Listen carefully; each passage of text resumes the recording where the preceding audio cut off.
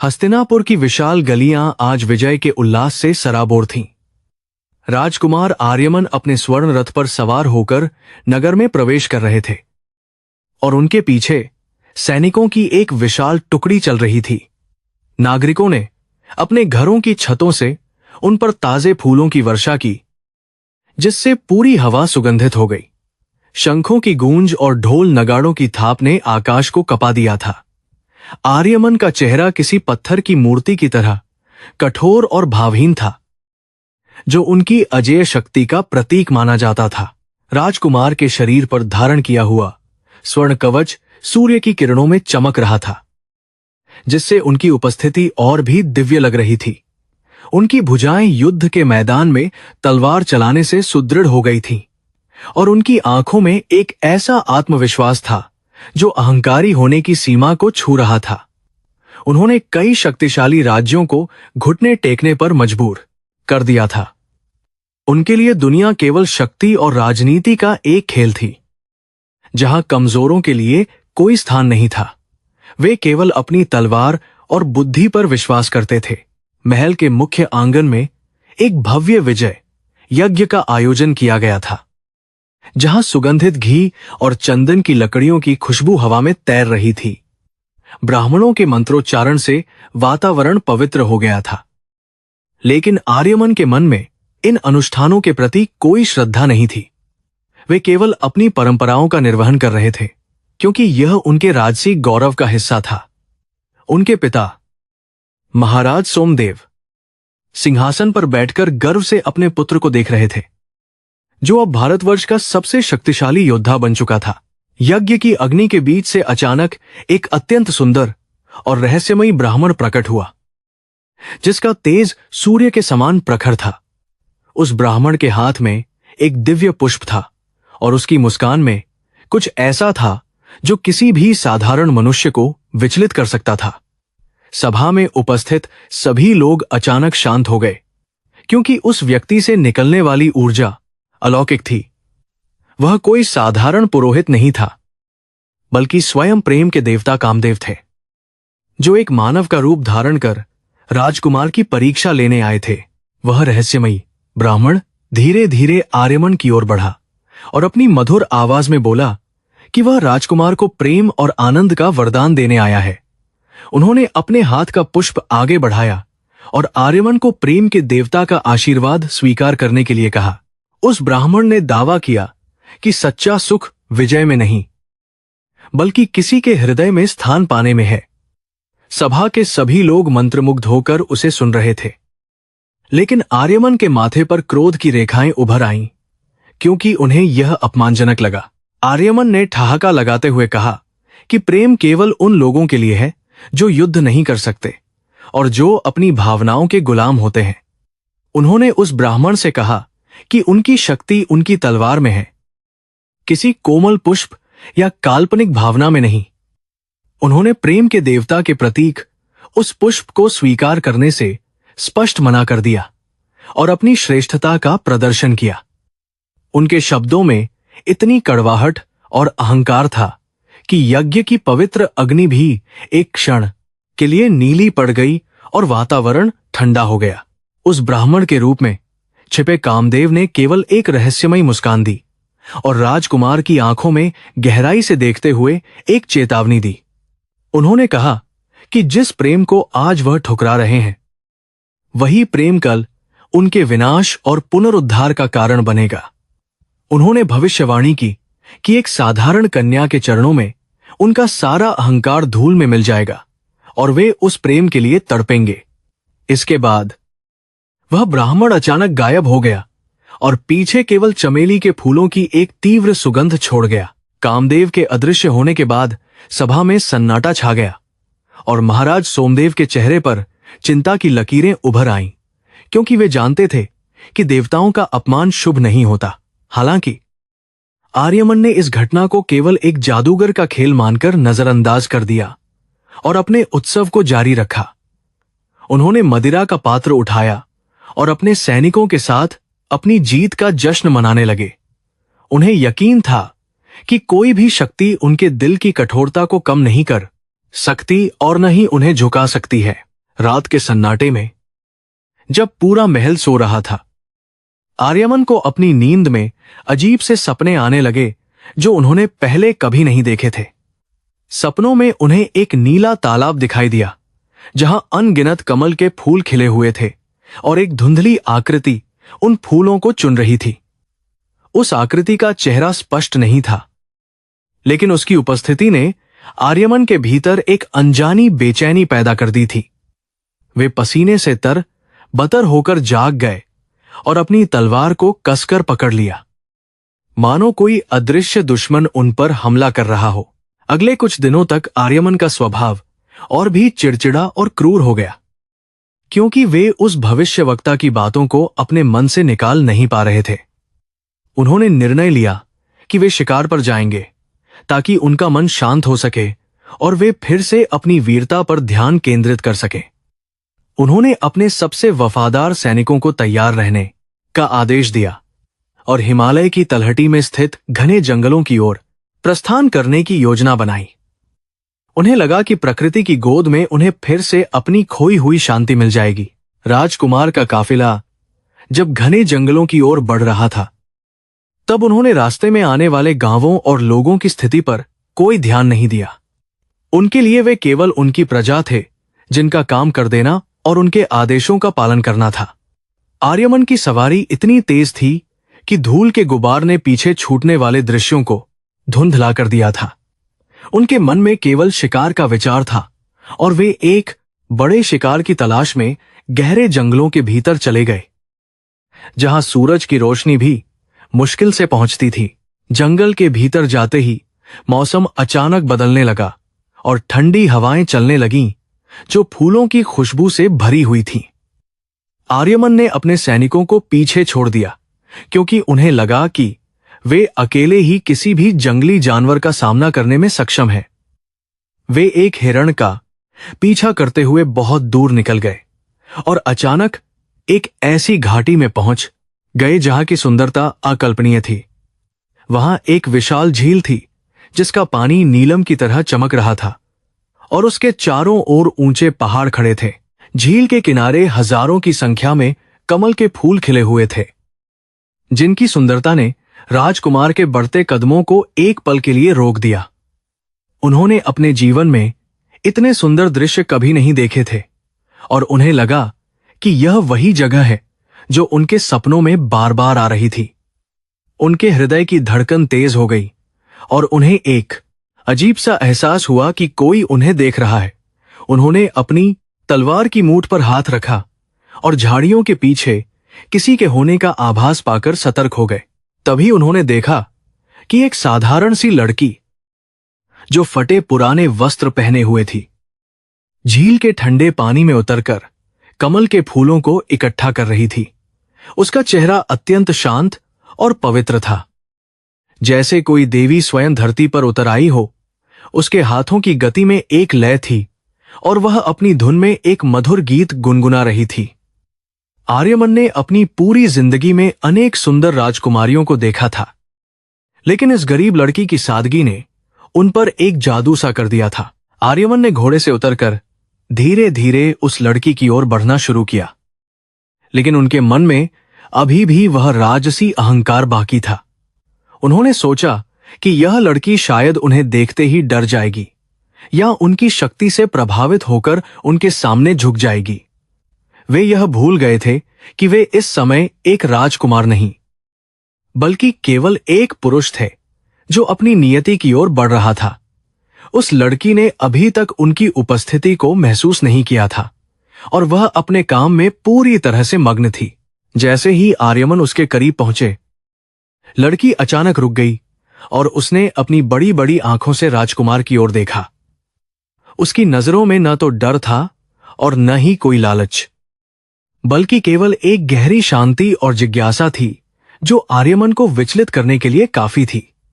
राजकुमार ने अपनी भारी आवाज में उससे उसका नाम और परिचय पूछा, यह उम्मीद करते हुए कि वह कांपने लगेगी, लेकिन उसने बहुत ही सहजता से उत्तर दिया कि उसका नाम ईशानी है और वह इन फूलों को मंदिर के लिए चुनती है। आर्यमन को उसकी निर्भीकता और उसकी आंखों की चमक ने अंदर तक हिलाकर रख दिया, क्योंकि कोई भी सामान्य व्यक्ति उनसे इस तरह बात करने का साहस नहीं करता था। उन्होंने उसे सोने के सिक्के देने का प्रस्ताव रखा ताकि वह उन फूलों को उन्हें दे दे, लेकिन ईशानी ने मुस्कुराते हुए उसे ठुकरा दिया। उसने कहा कि जो चीज भक्ति और समर्पण के लिए है, उसे धन से नहीं खरीदा जा सकता।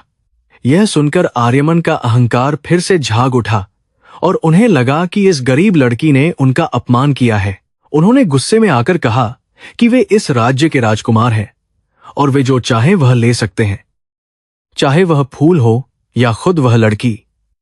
ईशानी ने शांति से उनकी ओर देखा और कहा कि शक्ति शरीर पर राज कर सकती है, लेकिन आत्मा पर केवल प्रेम का अधिकार होता है। उसके इन शब्दों ने आर्यमन को उस रहस्यमयी ब्राह्मण की याद दिला दी और उन्हें महसूस हुआ कि यह कोई साधारण मुलाकात नहीं है। वे चाहकर भी उस पर क्रोध नहीं कर पाए और उनका हाथ उनकी तलवार से नीचे गिर गया। ईशानी ने अपने फूलों की टोकरी उठाई और बिना पीछे मुड़े जंगल के रास्ते पर चल दी, जिससे आर्यमन वहीं स्तब्ध खड़े रह गए। उन्हें समझ नहीं आ रहा था कि एक मामूली लड़की ने उनके जैसे शक्तिशाली पुरुष को निरुत्तर कैसे कर दिया। उनके मन में एक अजीब सी तड़प पैदा होने लगी थी, जिसे वे नाम नहीं दे पा रहे थे, लेकिन वह बहुत गहरी थी।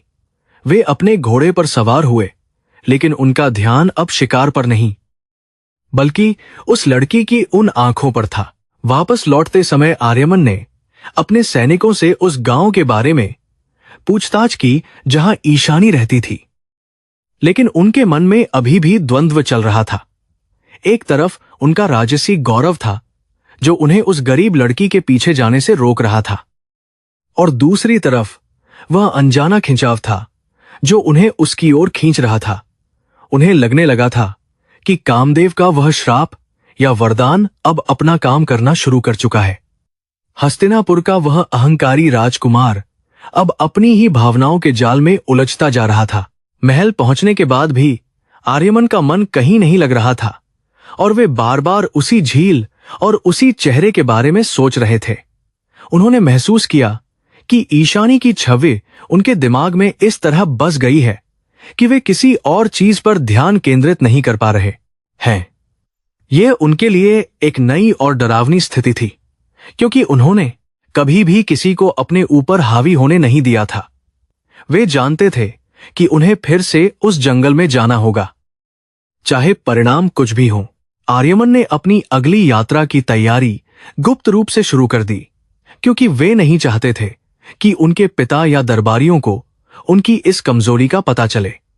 वे खुद को समझा रहे थे कि वे केवल उस लड़की को सबक सिखाने जा रहे हैं, लेकिन वास्तव में वे उसकी एक झलक पाने के लिए बेचैन थे।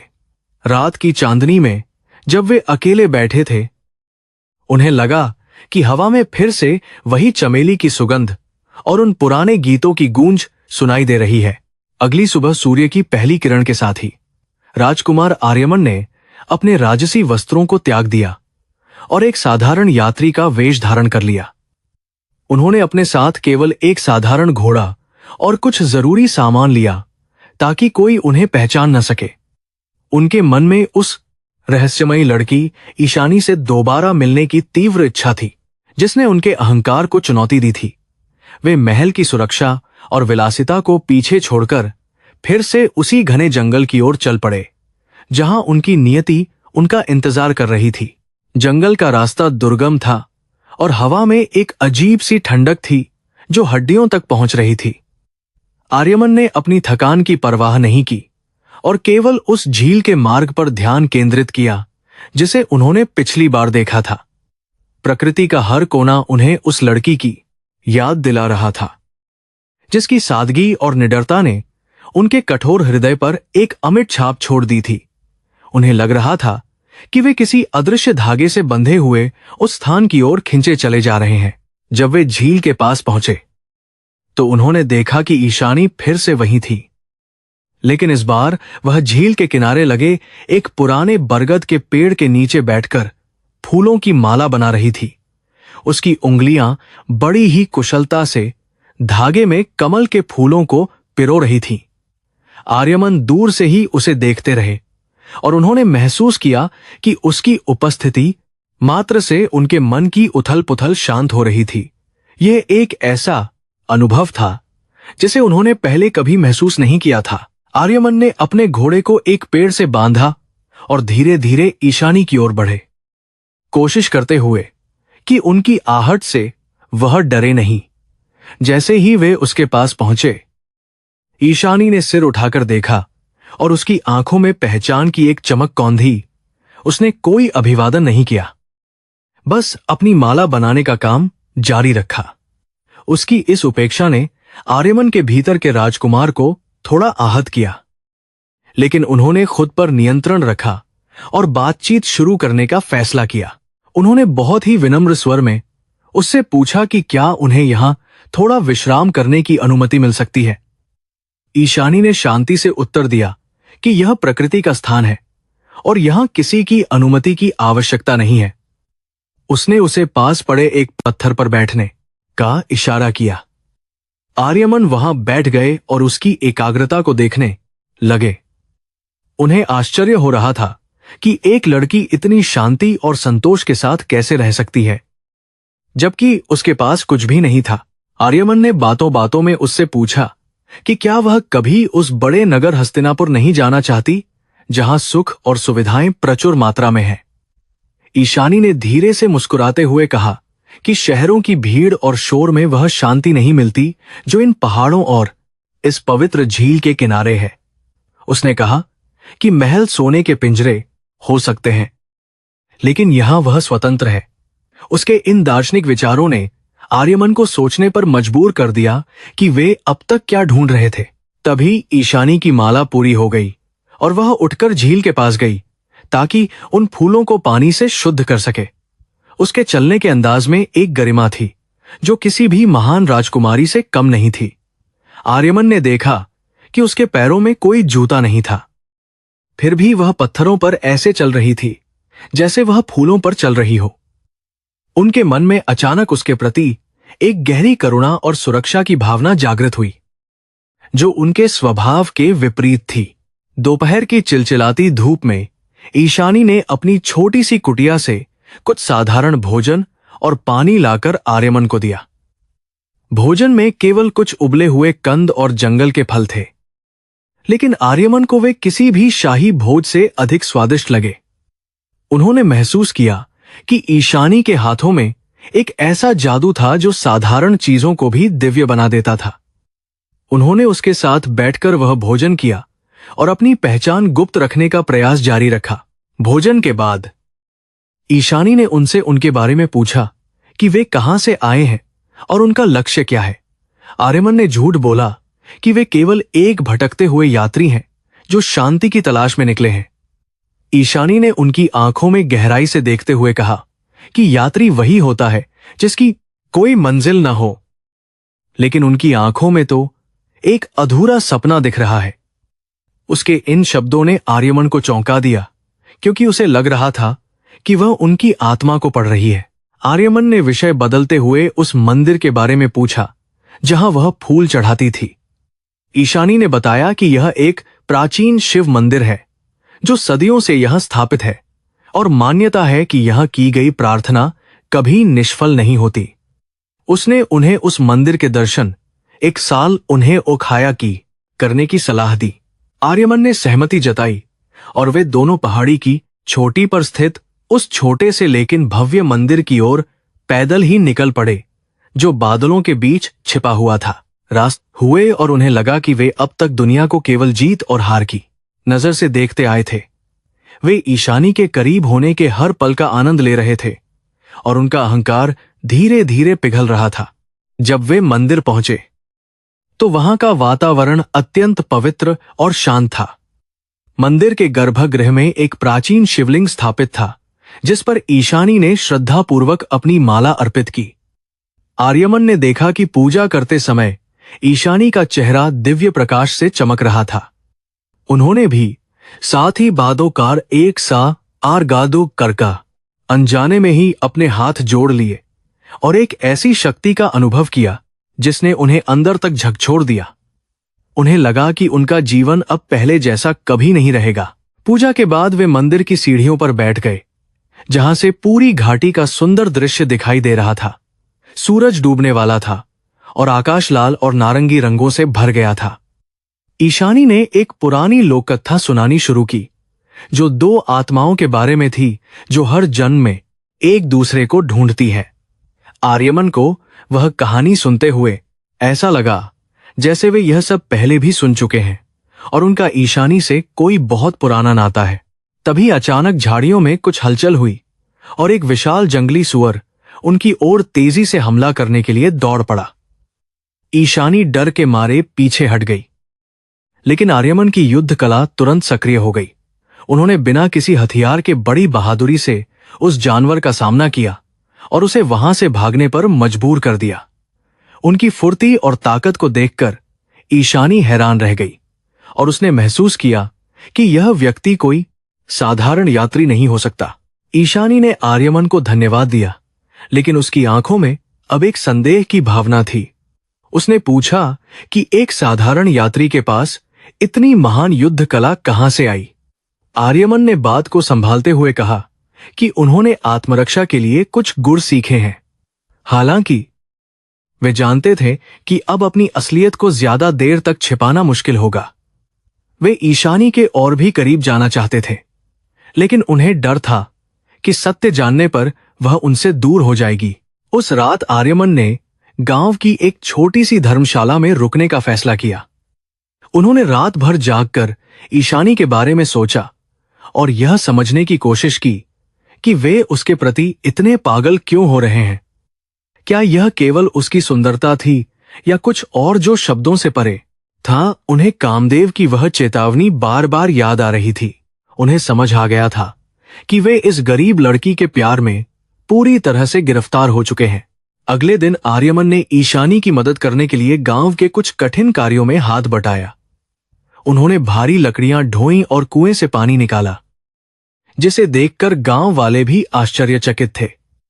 ईशानी ने उन्हें यह सब करते हुए देखा और उसके मन में आर्यमन के लिए सम्मान बढ़ने लगा। उसे लगा कि यह व्यक्ति भले ही कठोर दिखता हो, लेकिन इसके भीतर एक बहुत ही दयालु और कोमल हृदय छिपा हुआ है जो बाहरी दुनिया से डरा हुआ है। एक शाम जब वे दोनों झील के किनारे टहल रहे थे, आर्यमन ने ईशानी का हाथ थामने की कोशिश की। ईशानी तुरंत रुक गई और उसने अपना हाथ पीछे खींच लिया।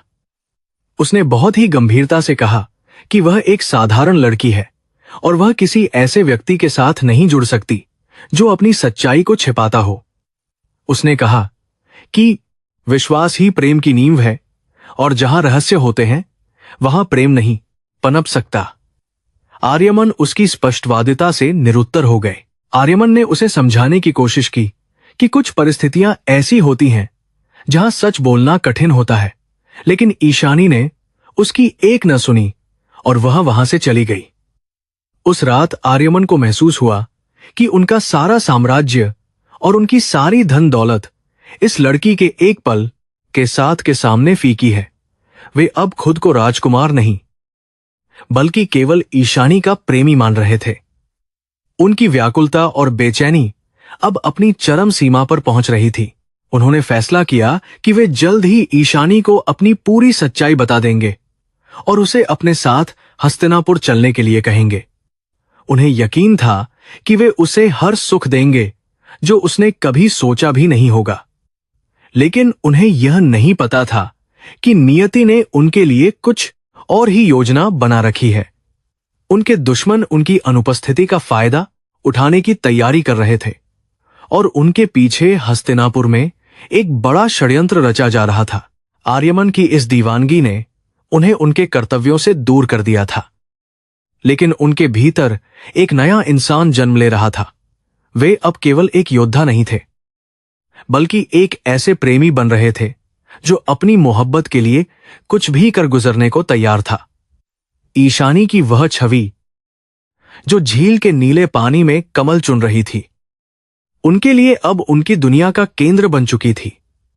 उन्हें बस उस सही समय का इंतजार था जब वे अपनी किस्मत का फैसला करेंगे।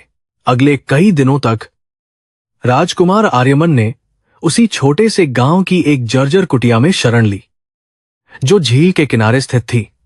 उनके लिए यह अनुभव बिल्कुल नया और चुनौतीपूर्ण था, क्योंकि वे रेशमी बिस्तरों और दास दासी की सेवा के आदी थे। यहां की कठोर जमीन और मच्छरों का शोर उन्हें परेशान कर रहा था, लेकिन ईशानी की एक झलक पाने की लालसा ने उन्हें रुकने पर मजबूर कर दिया।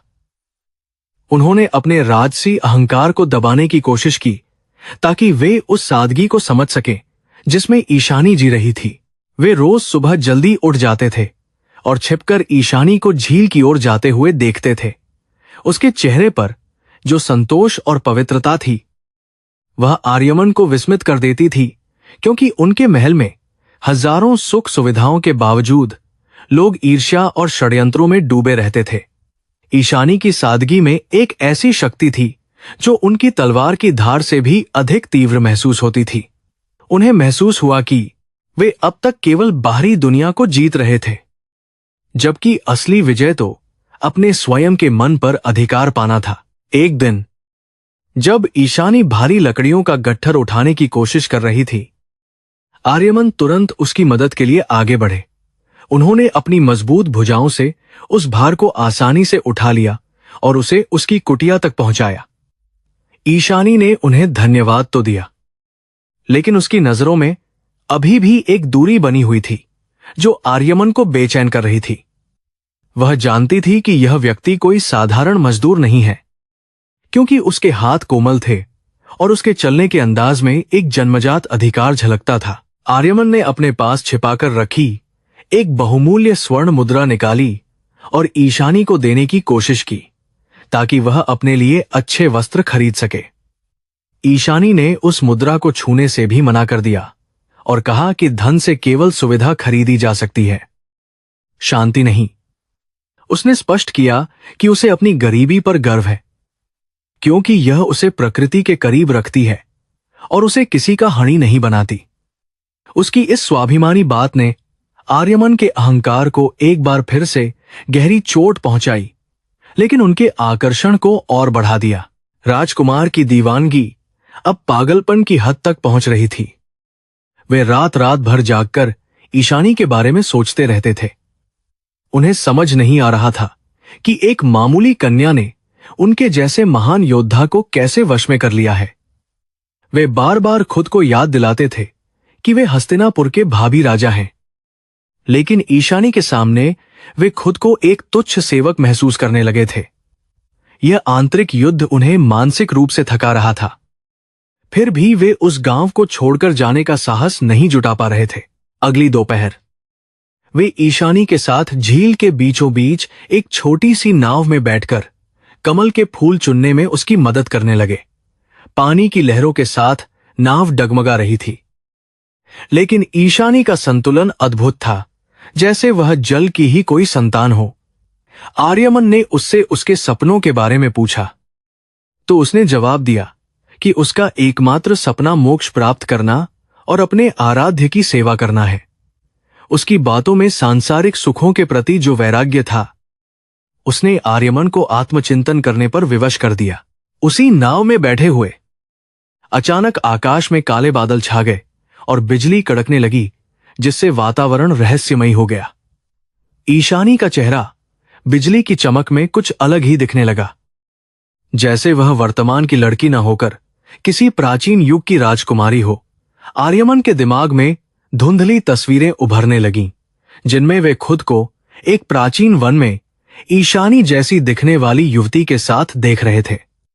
वे यादें इतनी तीव्र थीं कि उन्हें अपना सिर थामना पड़ा, मानो सदियों पुराना कोई पर्दा अचानक उनकी आंखों के सामने से हट रहा हो। गांव लौटते समय कुछ स्थानीय उपद्रवियों ने ईशानी का रास्ता रोकने की कोशिश की और उससे अभद्र व्यवहार करने लगे।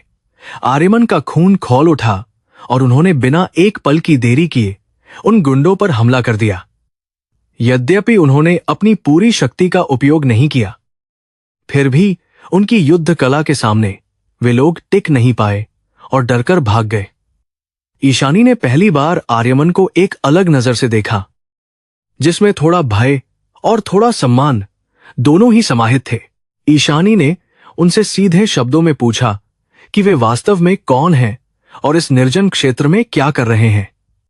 उसने कहा कि उनकी आंखें किसी अपराधी की नहीं बल्कि किसी शासक की तरह हैं जो दुनिया को अपने चरणों में देखना चाहता है। आर्यमन ने सच बोलने की कोशिश की, लेकिन उनके गले में शब्द फंस गए, क्योंकि उन्हें लगा कि सत्य उनके बीच की इस कच्ची दोस्ती को तोड़ देगा। उन्होंने बस इतना कहा कि वे एक ऐसे सत्य की तलाश में हैं जो उन्हें पूर्ण बना सके, और वह सत्य शायद ईशानी के पास ही है। महल के दूतों ने गुप्त रूप से आर्यमन को संदेश भेजा कि राज्य में स्थिति तनावपूर्ण है और उन्हें तुरंत वापस लौटना चाहिए। आर्यमन ने उन संदेशों को नजरअंदाज कर दिया, क्योंकि उनका मन अब राजनीति और युद्ध की चालों से पूरी तरह ऊब चुका था। उन्हें लग गए कि काफी कहाना उन्हें लग गए खेल की देखने के लिए काफी रहा था कि ईशानी के बिना उनका जीवन एक मरुस्थल की तरह शुष्क और अर्थहीन हो जाएगा। वे अपनी प्रजा और अपने पिता के प्रति कर्तव्यों को भूलकर केवल एक साधारण लड़की के प्रेम में पूरी तरह डूब चुके थे।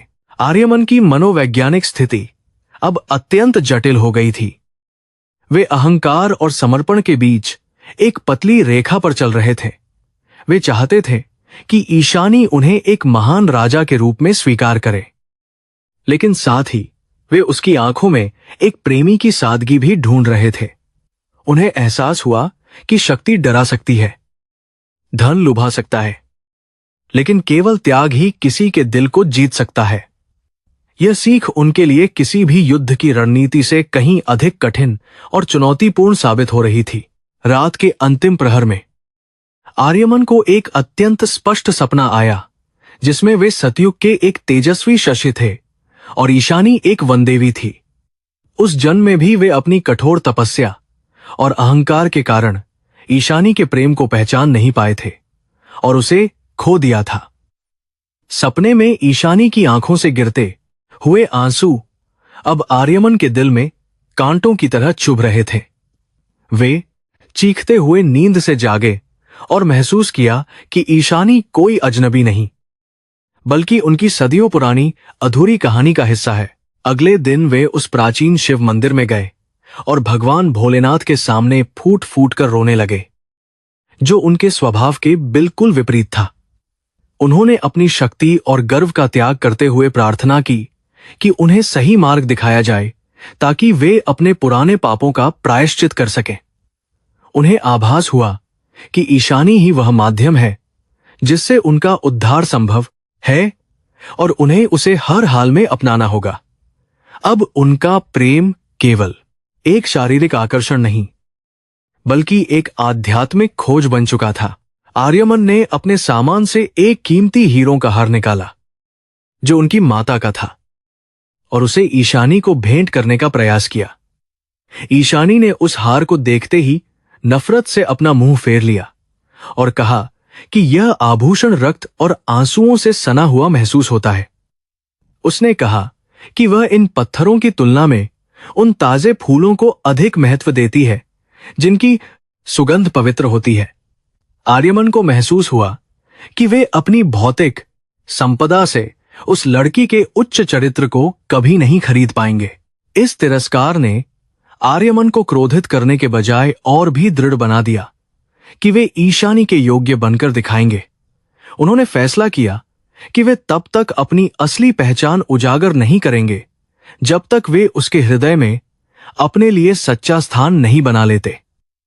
उन्होंने गांव के साधारण लोगों की तरह जीना और सेवा करना जारी रखा, जिससे उनके व्यक्तित्व में एक अभूतपूर्व विनम्रता आने लगी। ईशानी भी धीरे धीरे उनकी ओर आकर्षित होने लगी थी, हालांकि वह अपनी भावनाओं को व्यक्त करने में संकोच कर रही थी। गांव की वृद्ध महिलाओं ने भी आर्यमन और ईशानी की जोड़ी के बारे में कानाफूसी करना शुरू कर दिया था, जिसे सुनकर आर्यमन को एक अजीब सी खुशी मिलती थी।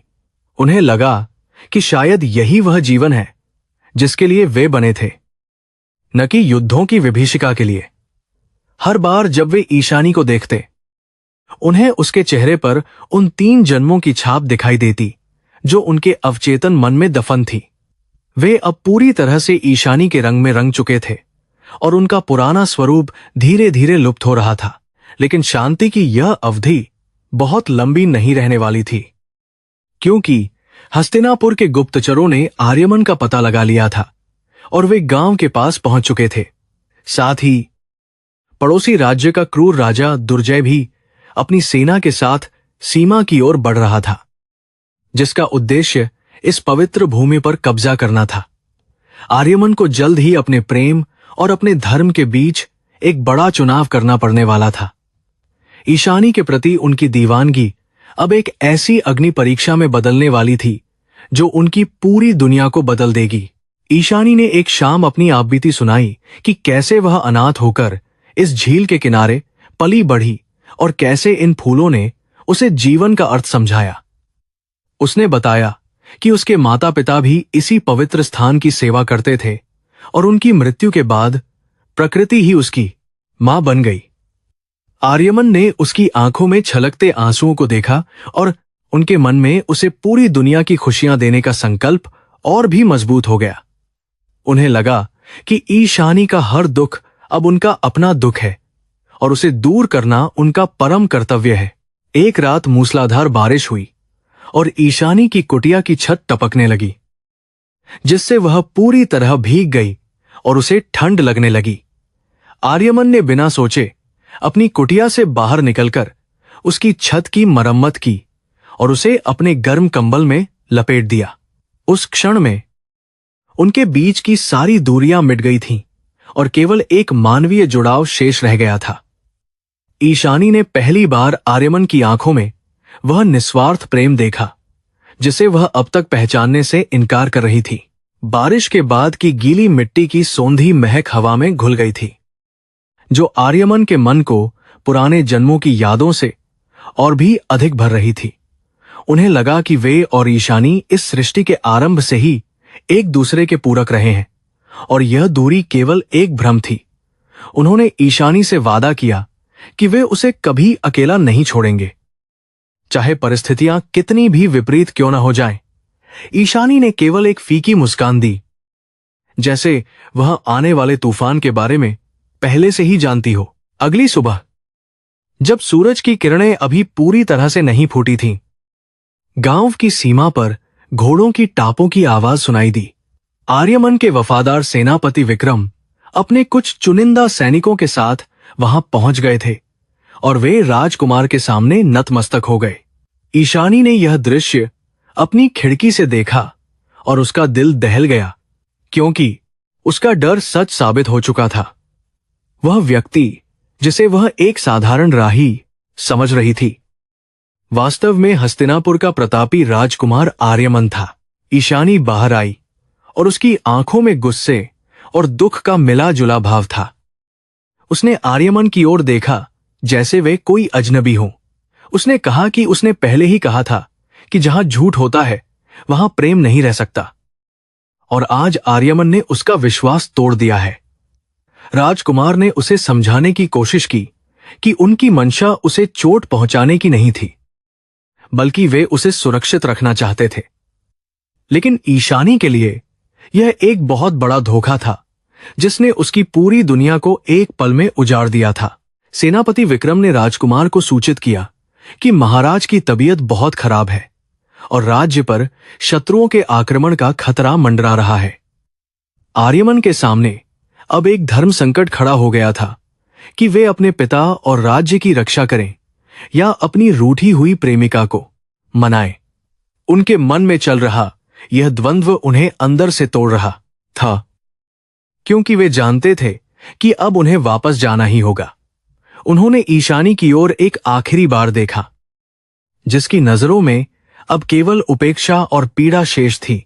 आर्यमन ने अपने राजसी वस्त्र और शस्त्र फिर से धारण कर लिए, जिससे उनका व्यक्तित्व फिर से डरावना और शक्तिशाली लगने लगा। उन्होंने ईशानी से कहा कि वे वापस आएंगे और उसे अपने साथ ले जाएंगे, चाहे इसके लिए उन्हें पूरी दुनिया से लड़ना पड़े। ईशानी ने जवाब दिया कि एक राजा और एक गरीब लड़की के बीच कभी कोई भविष्य नहीं हो सकता और बेहतर होगा कि वे उसे भूल जाएं। उसके इन शब्दों ने आर्यमन के दिल को छलनी कर दिया, लेकिन उन्हें भारी मन से अपने घोड़े पर सवार होना पड़ा। जैसे ही राजकुमार का काफिला गांव से बाहर निकला, आर्यमन ने एक बार पीछे मुड़कर देखा, जहां ईशानी झील के किनारे अकेली खड़ी थी। उनकी आंखों में आंसू थे, लेकिन उनका चेहरा एक दृढ़ निश्चय से भरा हुआ था कि वे अपनी इस हार को जीत में बदल देंगे। उन्होंने कामदेव को मन ही मन चुनौती दी कि वे अपने प्रेम को प्राप्त करके ही दम लेंगे, चाहे इसके लिए उन्हें काल से ही क्यों न लड़ना पड़े। धूल का गुबार धीरे धीरे ईशानी की छवि को ओझल करने लगा, लेकिन उसके प्रेम की लौ आर्यमन के दिल में जलती रही। हस्तिनापुर की ओर बढ़ते हुए आर्यमन अब वह पुराने अहंकारी राजकुमार नहीं रह गए थे जो कभी गांव आए थे। उनके भीतर अब करुणा, प्रेम और विरह की अग्नि धधक रही थी, जिसने उन्हें एक बेहतर इंसान बना दिया था। वे जानते थे कि आने वाली राह संघर्षों से भरी है, लेकिन उन्हें अब अपनी शक्ति का असली उपयोग समझ में आ गया था। ईशानी का वह ठुकराया हुआ चेहरा ही अब उनकी सबसे बड़ी प्रेरणा और उनकी सबसे बड़ी ताकत बन चुका था। हस्तिनापुर के राज दरबार में लौटते ही राजकुमार आर्यमन का सामना कड़वी वास्तविकता से हुआ, जहां चारों ओर षड्यंत्रों का जाल बुना जा रहा था। उनके पिता महाराज सोमदेव अत्यंत अस्वस्थ थे और राज्य की सीमाएं असुरक्षित महसूस हो रही थीं, क्योंकि पड़ोसी राजा दुर्जय ने अपनी विशाल सेना के साथ हमला करने की योजना बनाई थी।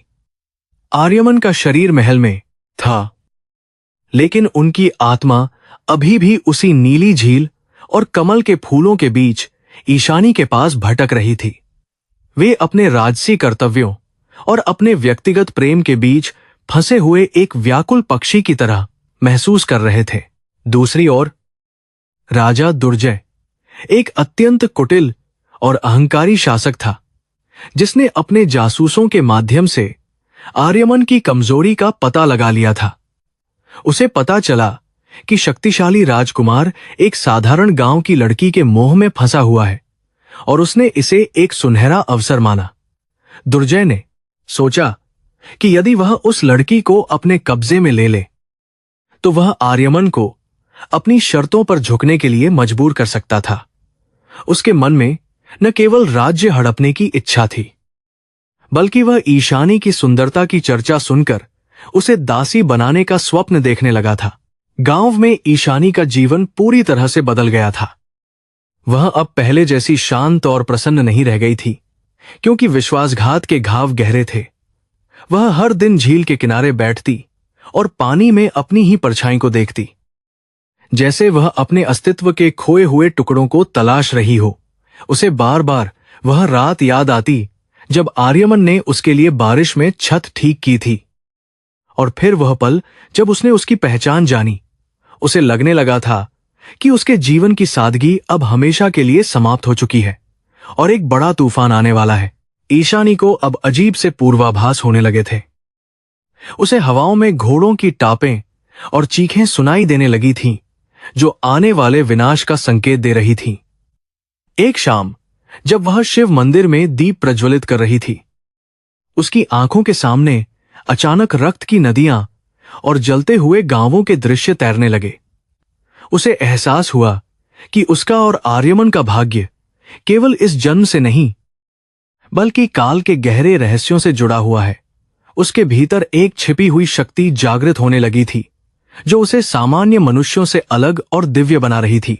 राजकुमार आर्यमन ने अपनी सेना को युद्ध के लिए तैयार होने का आदेश दिया, लेकिन उनका मुख्य उद्देश्य गुप्त रूप से ईशानी की रक्षा करना था। उन्होंने अपने सबसे वफादार अंगरक्षक को एक विशेष टुकड़ी के साथ उस गांव की सुरक्षा के लिए भेजा, ताकि कोई भी शत्रु ईशानी तक न पहुंच सके। उन्हें अपनी भूल का पश्चाताप था, और वे जानते थे कि यदि उन्होंने ईशानी को खो दिया तो उनकी जीत का कोई अर्थ नहीं रह जाएगा। उनके सीने में जल रही प्रतिशोध की अग्नि ने उन्हें पहले से कहीं अधिक पराक्रमी और खतरनाक योद्धा बना दिया था। राजा दुर्जय ने अंधेरी रात का फायदा उठाकर अपने सर्वश्रेष्ठ शिकारी योद्धाओं को ईशानी का अपहरण करने के लिए भेजा, ताकि युद्ध शुरू होने से पहले ही वह बाजी जीत सके। उसके सैनिक काले लिबास में जंगल के गुप्त रास्तों से होते हुए झील के किनारे पहुंचे, जहां शांति का सन्नाटा पसरा हुआ था। वे जानते थे कि यदि वे सफल रहे तो हस्तिनापुर का सूर्य हमेशा के लिए अस्त हो जाएगा और दुर्जय का साम्राज्य अखंड होगा। उनकी क्रूर आंखों में दया का कोई स्थान नहीं था और वे केवल अपने राजा के आदेश को पूरा करने के लिए भूखे भेड़ियों की तरह बढ़ रहे थे। जब ईशानी अपनी कुटिया में गहरी नींद में थी, तभी अचानक उसे किसी के चलने की आहट सुनाई दी और उसने अपनी आंखें खोल दी। वह डर के मारे चीखना चाहती थी, लेकिन एक शक्तिशाली हाथ ने उसका मुंह दबा दिया और उसे घसीटते हुए बाहर ले जाने लगे। उसने संघर्ष करने की कोशिश की, लेकिन सैनिकों की संख्या अधिक थी और वे हथियारों से लैस थे, जिन्होंने उसकी कोमल बाहों को बेरहमी से पकड़ रखा था। उसे उसी क्षण आर्यमन की याद आई और उसने मन ही मन उसे पुकारा, जैसे वह उसकी आखिरी उम्मीद और रक्षक हो। अपहरणकर्ताओं के चंगुल में होते हुए भी ईशानी ने हार नहीं मानी और उसने अपनी दैवीय ऊर्जा का आह्वान किया, जिससे वातावरण अचानक भयानक हो गया। सैनिकों को महसूस हुआ कि जिस लड़की को वे पकड़ रहे हैं वह कोई साधारण मानव नहीं है, क्योंकि उसके शरीर से एक शीतल प्रकाश निकलने लगा था। अचानक बिजली कड़की और उन सैनिकों के हाथ जलने लगे, जिससे वे घबराकर पीछे हट गए और एक पल के लिए ईशानी को भागने का मौका मिल गया। वह जंगल की गहराई की ओर दौड़ी, जहां अंधेरा और पुराने पेड़ों की जड़ें उसका एकमात्र सहारा बनी हुई थीं। हस्तिनापुर के महल में अचानक आर्यमन को एक तीव्र मानसिक वेदना हुई और उन्हें लगा कि जैसे ईशानी का जीवन संकट में है और वह उन्हें बुला रही है। उन्होंने तुरंत अपनी तलवार उठाई और अपने सेनापति को बिना बताए अकेले ही जंगल की ओर घोड़े पर सवार होकर निकल पड़े। उनके मन में केवल एक ही विचार था कि यदि ईशानी को कुछ हुआ तो वे पूरे भारतवर्ष को जलाकर राख कर देंगे। उनके घोड़े की गति बिजली के समान थी और उनके चेहरे पर एक ऐसा भयानक तेज था जिसे देखकर काल भी कांप जाए। जंगल के भीतर ईशानी और दुर्जय के सैनिकों के बीच एक लुका छिपी का खेल चल रहा था, जहां प्रकृति ईशानी की रक्षा कर रही थी। पेड़ की टहनियां सैनिकों का रास्ता रोक रही थीं और जंगली जानवर उन्हें डरा रहे थे, जैसे पूरा वन ईशानी की रक्षा के लिए खड़ा हो गया हो। ईशानी ने एक गुफा में शरण ली, जहां उसे प्राचीन मंत्रों की ध्वनि सुनाई देने लगी, जिससे उसका आत्मविश्वास और भी बढ़ गया। वह जानती थी कि उसकी असली शक्ति अब जाग रही है और उसे अब किसी से डरने की जरूरत नहीं है। जब दुर्जय को पता चला कि उसके सैनिक एक साधारण लड़की को पकड़ने में विफल रहे हैं, तो उसका क्रोध 7वें आसमान पर पहुंच गया और उसने स्वयं युद्ध भूमि में उतरने का फैसला किया। उसने अपनी पूरी सेना को उस जंगल को घेरने का आदेश दिया, ताकि ईशानी और आर्यमन दोनों को एक साथ खत्म किया जा सके। उसकी आंखों में सत्ता का लालच और ईशानी को पाने की गंदी इच्छा एक साथ नाच रही थी, जिससे वह और भी हिंसक हो गया था। वह किसी भी कीमत पर अपनी हार स्वीकार करने के लिए तैयार नहीं था और उसने छल का सहारा लेने की ठान ली थी। राजकुमार आर्यमन जंगल की सीमा पर पहुंचे, जहां उन्होंने देखा कि दुर्जय की सेना ने घेराबंदी कर रखी है, लेकिन उन्होंने डरने के बजाय सीधे उनके बीच घुसने का साहस दिखाया। उनकी तलवार म्यान से बाहर निकलते ही मौत का तांडव शुरू हो गया और उन्होंने एक के बाद एक कई सैनिकों को धराशायी कर दिया। उनका हर वार सटीक और घातक था, जो उनकी वर्षों की तपस्या और युद्ध अभ्यास का प्रमाण दे रहा था। वे केवल एक योद्धा नहीं, बल्कि अपनी प्रेमिका की रक्षा के लिए उतरे एक महाकाल के रूप में दिख रहे थे। गुफा के मुहाने पर ईशानी ने आर्यमन को लड़ते हुए देखा और उसकी आंखों में फिर से विश्वास की लौ जल उठी। यद्यपि उसका मन अभी भी आहत था। उसने देखा कि कैसे एक राजकुमार अपना सब कुछ दांव पर लगाकर एक गरीब लड़की के लिए मौत से लड़ रहा है, जिससे उसकी नफरत धीरे धीरे पिघलने लगी। उसने महसूस किया कि आर्यमन का अहंकार वास्तव में उसके प्रेम की गहराई के सामने कुछ भी नहीं था और वह वास्तव में बदल चुका है। ईशानी ने अपनी दिव्य शक्तियों का उपयोग कर आर्यमन के चारों ओर एक सुरक्षा कवच बनाने की कोशिश की, सैनिकों की विशाल संख्या को देखते हुए आर्यमन ने समझदारी दिखाई और ईशानी को लेकर जंगल के एक गुप्त सुरक्षित स्थान की ओर बढ़ने का निश्चय किया। उन्होंने ईशानी का हाथ थाम लिया और इस बार ईशानी ने अपना हाथ पीछे नहीं खींचा, बल्कि उनके स्पर्श में एक अनजानी शांति और सुरक्षा महसूस की। वे दोनों घने कोहरे के बीच से होते हुए एक ऐसी जगह पहुंचे जहां शत्रुओं का पहुंचना नामुमकिन था, जहां केवल पुराने ऋषियों के आश्रम थे। वहां पहुंचकर आर्यमन ने पहली बार चैन की सांस ली और ईशानी की ओर अत्यंत नम्रता से देखा। सुरक्षित स्थान पर पहुंचकर आर्यमन ने ईशानी से अपने किए गए हर उस कार्य के लिए क्षमा मांगी जिसने उसका दिल दुखाया था और अपनी असली पहचान छिपाने का कारण बताया।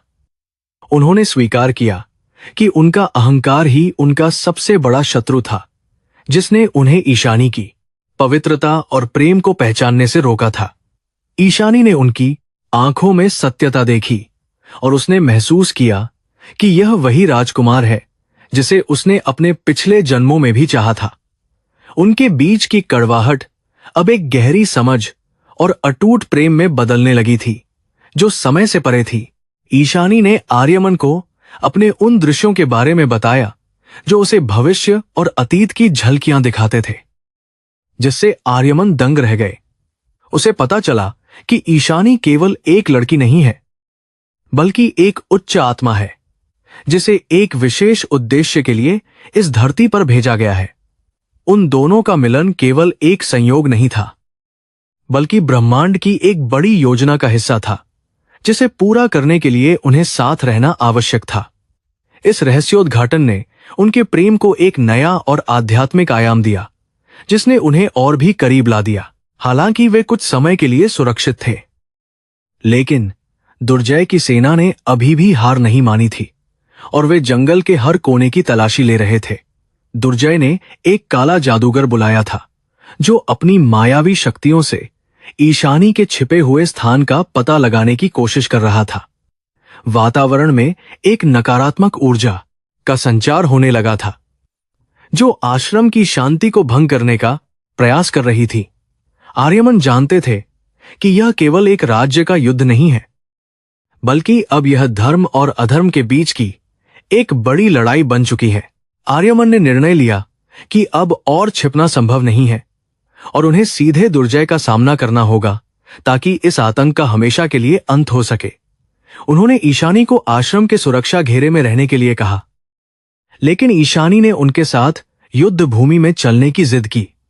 उसने कहा कि वह अब केवल एक कमजोर लड़की नहीं है और उसे अपनी शक्तियों का उपयोग न्याय की रक्षा के लिए करना चाहिए। राजकुमार ने उसकी दृढ़ता को देखकर उसे अपने साथ चलने की अनुमति दी, जिससे उनकी ताकत अब दोगुनी हो गई थी। युद्ध की तैयारी करते समय आर्यमन ने महसूस किया कि उनका लाचार होना उनकी शक्ति बन गया है, क्योंकि अब उनके पास खोने के लिए कुछ नहीं था सिवाय ईशानी के प्रेम के। उन्होंने अपने सैनिकों को संगठित करने के लिए गुप्त संदेश भेजे, ताकि वे सही समय पर आक्रमण कर सकें और दुर्जय के अहंकार को कुचल सकें। उनके मन में अब कोई दुविधा नहीं थी और उनका लक्ष्य स्पष्ट था कि वे ईशानी को वह सम्मान और सुरक्षा देंगे जिसकी वह हकदार है। उनकी रणनीति अब छल पर नहीं, बल्कि वीरता और सत्य के मार्ग पर आधारित थी। जैसे ही सूरज ढलने लगा, जंगल की सीमाओं पर मशालें जलने लगीं और दोनों सेनाएं आमने सामने खड़ी हो गईं, जिससे युद्ध की विभीषिका स्पष्ट दिखाई देने लगी। दुर्जय अपने हाथी पर सवार होकर अट्टहास कर रहा था, यह सोचकर कि वह अब विजयी होने वाला है और हस्तिनापुर उसके कदमों में होगा। लेकिन उसे यह नहीं पता था कि आर्यमन अब केवल एक राजकुमार नहीं, बल्कि एक जागृत योद्धा थे, जिनके साथ स्वयं नियति खड़ी थी। वह रात एक ऐसे परिवर्तन की साक्षी होने वाली थी जो आने वाली कई पीढ़ियों तक याद रखा जाएगा। आर्यमन ने ईशानी का हाथ एक आखिरी बार थामा और उसे अपनी ढाल के पीछे सुरक्षित रखते हुए युद्ध के मैदान की ओर अपने कदम बढ़ाए, जहां रक्त और लोहे की गंध फैली हुई थी।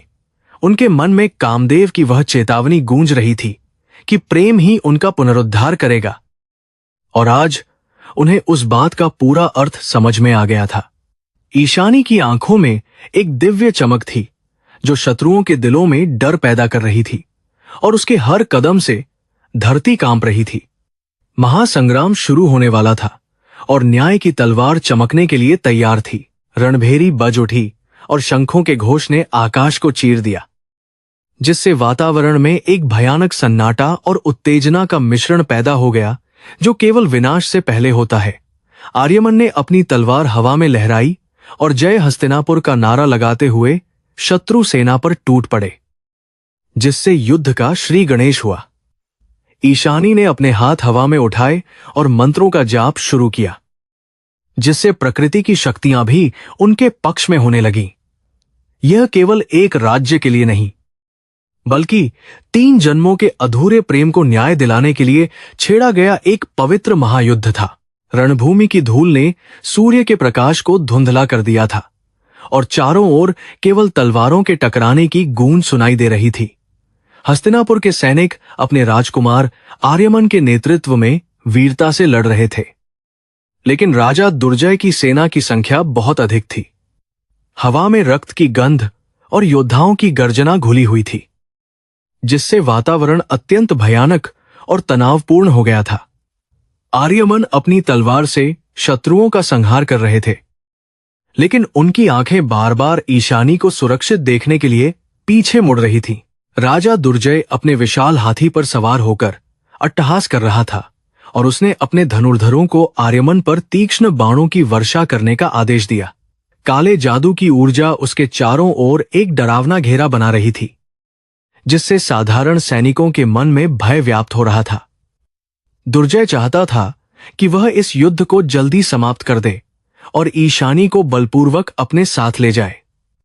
उसने अपनी गदा उठाई और विनाशकारी प्रहार करने के लिए आगे बढ़ा, जिससे धरती के कण कण में कंपन होने लगा और भय छा गया।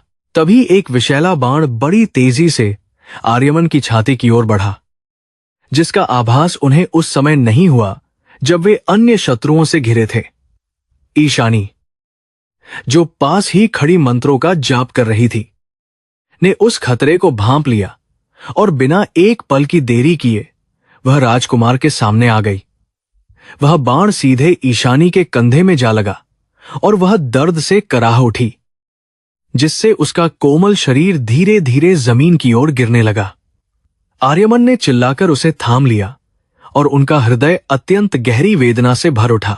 जैसे ही ईशानी का रक्त धरती की मिट्टी पर गिरा, आकाश से एक अलौकिक नीली रोशनी अवतरित हुई, जिसने पूरी रणभूमि को अपनी लपेट में ले लिया। युद्ध के मैदान में अचानक सन्नाटा छा गया और सभी योद्धा पत्थर की मूर्तियों की तरह अपनी जगह पर ठिठक कर रह गए। ईशानी और आर्यमन के शरीरों के चारों ओर एक दिव्य प्रभामंडल बनने लगा, जिसने काल और समय की सीमाओं को तोड़ दिया। यह वह क्षण था जब नियति ने अपना पर्दा हटाया और उन दोनों के सामने उनके प्राचीन अतीत के द्वार खोल दिए। आर्यमन की आंखों के सामने सत्ययुग का दृश्य उभरने लगा, जहां वे एक महान तपस्वी शिष्य थे और ईशानी एक स्वर्ग की अप्सरा थी। उस जन्म में वे अपनी साधना के अहंकार में इतने डूबे थे कि उन्होंने ईशानी के निस्वार्थ प्रेम को अपनी तपस्या में बाधा माना था। उन्होंने ईशानी को श्राप देकर खुद से दूर कर दिया था, जिसके कारण वह विरह की अग्नि में जलकर भस्म हो गई थी। वह पहली बार था जब उन्होंने प्रेम को ठुकराया था, और वही अधूरापन अब तक उनके सूक्ष्म शरीर में एक घाव की तरह बना हुआ था। दृश्य बदला और त्रेता युग की झलक दिखाई दी, जहां आर्यमन एक प्रतापी क्षत्रिय राजा थे और ईशानी एक सुंदर राजकुमारी थी। उस जन्म में भी उनके बीच अटूट प्रेम था, लेकिन राजसी मर्यादा और साम्राज्य के विस्तार की महत्वाकांक्षा ने उन्हें अलग कर दिया था। युद्ध के मैदान में ईशानी ने अपने प्राण त्याग दिए थे, क्योंकि आर्यमन उसे बचाने के बजाय अपनी विजय की रक्षा में व्यस्त थे। बार बार मिलने और बिछड़ने की यह प्रक्रिया उनके कर्मों के कारण एक चक्र बन गई थी, जिसे अब तोड़ करना बहुत आवश्यक था। आर्यमन को अब समझ आया कि कामदेव का वह दिव्य आशीर्वाद वास्तव में उनके 3 जन्मों के पापों का प्रायश्चित करने का एक सुनहरा अवसर था। उन्होंने अपनी उसी पुरानी अकड़ और अहंकार के कारण उस आशीर्वाद को ठुकरा दिया था, जिससे उनकी स्मृति पर अंधकार की परत चढ़ गई थी। ईशानी का बलिदान और उसका प्रेम ही वह कुंजी थी जो उनके सोए हुए आत्मज्ञान को जागृत करने वाली थी। उन्होंने महसूस किया कि इस जन्म की उनकी कठोरता वास्तव में पिछले जन्मों के बिछोह से उपजा एक रक्षात्मक आवरण था जिसे वे अब तोड़ चुके थे। ईशानी की आंखों में भी अब वही पुरानी पहचान चमक रही थी और उसने आर्यमन का चेहरा छूकर अपनी पुरानी यादों को स्वीकार किया। उन दोनों की आत्माएं अब एक हो चुकी थीं और उन्हें समझ आ गया था कि उनका मिलन कोई साधारण घटना नहीं है। दिव्य प्रकाश ने ईशानी के घाव को भरना शुरू कर दिया और उसकी चेतना में फिर से नई ऊर्जा का संचार होने लगा। आर्यमन के भीतर से वह पुराना अहंकारी राजकुमार पूरी तरह लुप्त हो चुका था और अब वहां केवल एक समर्पित प्रेमी और रक्षक शेष था। जब वह अलौकिक प्रकाश धीरे धीरे कम हुआ तो रणभूमि के सैनिक अभी भी विस्मय में डूबे हुए थे और उन्हें समझ नहीं आ रहा था कि क्या हुआ। राजा दुर्जय ने इस स्थिति का लाभ उठाने की कोशिश की और फिर से अपनी सेना को आक्रमण करने के लिए उकसाया, लेकिन आर्यमन अब बदल चुके थे। उनके चेहरे पर एक ऐसी शांत शक्ति थी जो हजारों सैनिकों के बल से भी अधिक प्रभावी थी। उन्होंने अपनी तलवार उठाई, लेकिन इस बार उनका उद्देश्य केवल हत्या करना नहीं, बल्कि धर्म की स्थापना करना और प्रेम की रक्षा करना था। आर्यमन ने अपने दिव्य ज्ञान के प्रभाव से शत्रुओं को चेतावनी दी कि वे अधर्म का मार्ग छोड़ दें, अन्यथा विनाश के लिए तैयार रहें। उनकी वाणी में ऐसी गूंज थी कि दुर्जय के आधे सैनिक डरकर पीछे हटने लगे और उन्होंने अपने शस्त्र नीचे डाल दिए। वे समझ गए थे कि जिस योद्धा के साथ साक्षात ईश्वर की शक्ति हो, उससे जीतना असंभव है। दुर्जय अकेला पड़ गया था, लेकिन उसका अहंकार अभी भी उसे चुनौती देने के लिए उकसा रहा था, जिससे वह एक पागल हाथी की तरह झूमने लगा और चिल्लाने लगा।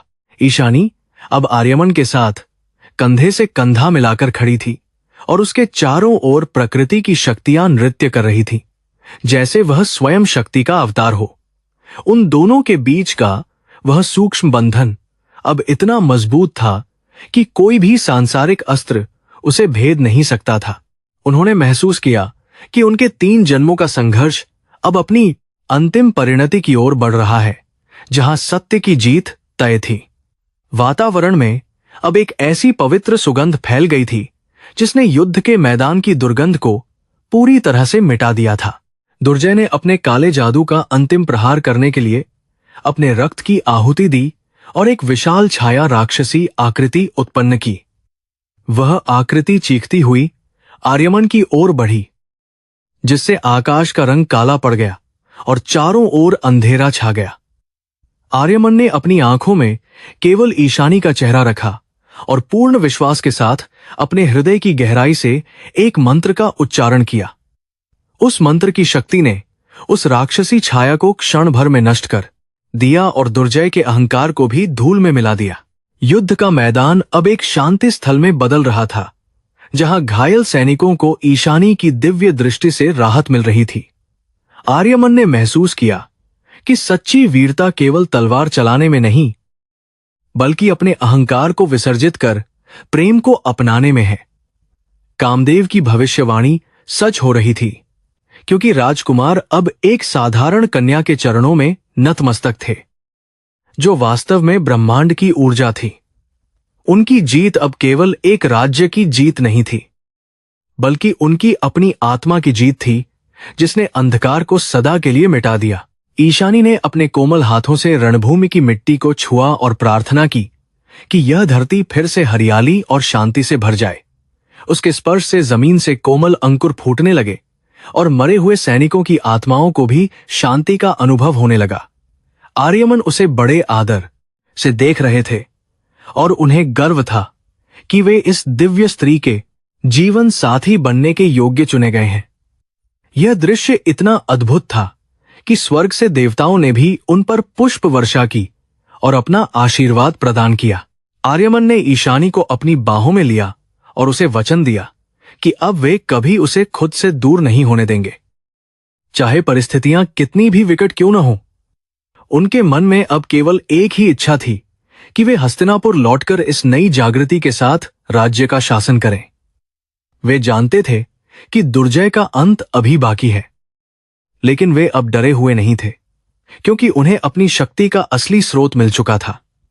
उनकी यात्रा अब विरह से मिलन की ओर और अहंकार से समर्पण की ओर मुड़ चुकी थी। राजकुमार के मन में उन सभी स्त्रियों और कमजोर लोगों के प्रति अब गहरा सम्मान था जिन्हें उन्होंने कभी तुच्छ समझा था। वे समझ गए थे कि शक्ति का असली उपयोग दूसरों को दबाने में नहीं, बल्कि उन्हें सुरक्षा प्रदान करने और उनका उत्थान करने में है। ईशानी ने उन्हें वह आईना दिखाया था जिसमें उन्हें अपनी कमियां साफ नजर आ रही थीं, और वे अब उन कमियों को दूर करने के लिए तत्पर थे। उनका चरित्र अब एक परिपक्व शासक और एक प्रेमी के बीच एक आदर्श संतुलन बना चुका था, जो सबको चकित कर रहा था। जैसे जैसे वे आगे बढ़े, जंगल के पशु पक्षी भी उनके पीछे चलने लगे, जैसे वे अपने नए संरक्षक का स्वागत कर रहे हों।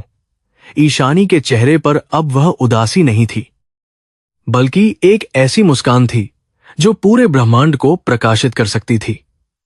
उसने आर्यमन के हाथ को कसकर पकड़ा और उन्हें इशारा किया कि अब समय आ गया है कि वे अपनी नियति के अंतिम अध्याय को पूरा करें। वे दोनों अब एक ऐसी नई सुबह की ओर बढ़ रहे थे जहां केवल प्रेम, न्याय और शाश्वत शांति का साम्राज्य होने वाला था। आर्यमन ने अपने सैनिकों को एकत्रित होने का संकेत दिया और उन्हें निर्देश दिया कि वे अब युद्ध नहीं बल्कि पुनर्निर्माण की तैयारी करें। उनकी आवाज में अब वह कर्कशता नहीं थी जो पहले सैनिकों को डराती थी, बल्कि एक ऐसी आत्मीयता थी जो उन्हें प्रेरित कर रही थी। उन्होंने ईशानी को अपने घोड़े पर सम्मान के साथ बैठाया और हस्तिनापुर की दिशा में प्रस्थान किया, जहां प्रजा अपने राजकुमार की वापसी का बेसब्री से इंतजार कर रही थी। यह अध्याय उनके जीवन का सबसे कठिन लेकिन सबसे महत्वपूर्ण मोड़ साबित हुआ था, जिसने उनकी नियति बदल दी।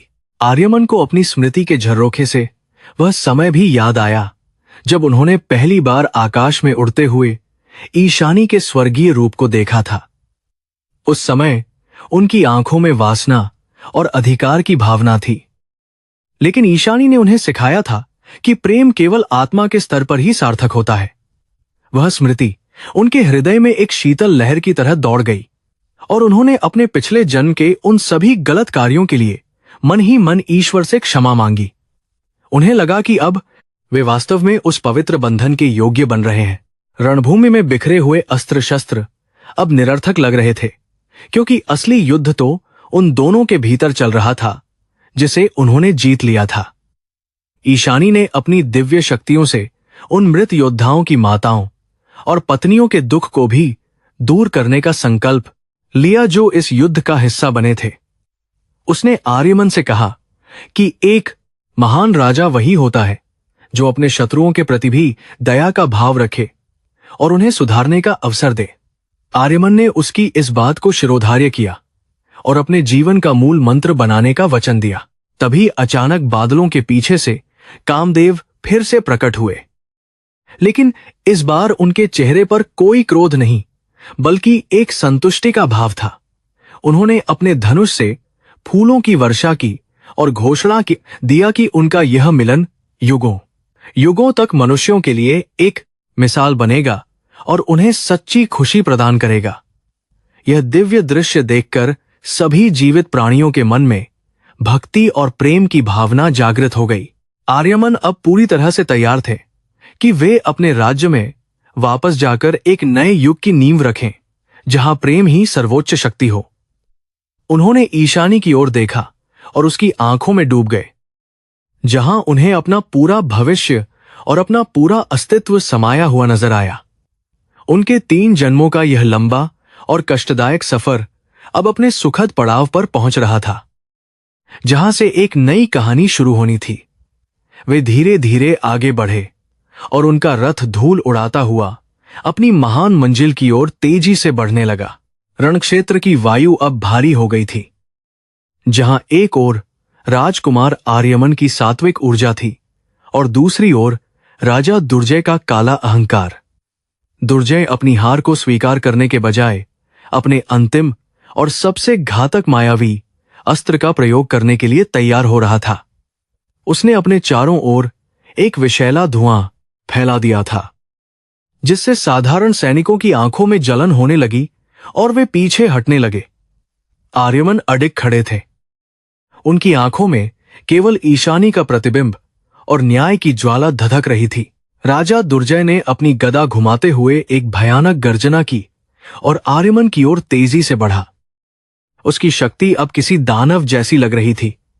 उसने धरती पर जोर से प्रहार किया, जिससे बड़े बड़े गड्ढे बन गए और धूल का एक विशाल बवंडर उठ खड़ा हुआ। आर्यमन ने अपनी फुर्ती का परिचय देते हुए उसके वार को कुशलता से टाला और अपनी तलवार की धार से हवा को चीर दिया। यह युद्ध अब केवल दो राज्यों के बीच नहीं, बल्कि प्रकाश और अंधकार के बीच का अंतिम संघर्ष बन चुका था। आर्यमन ने महसूस किया कि दुर्जय की शक्ति उसके क्रोध और घृणा से आ रही है। इसीलिए उन्होंने अपने मन को पूरी तरह शांत कर लिया।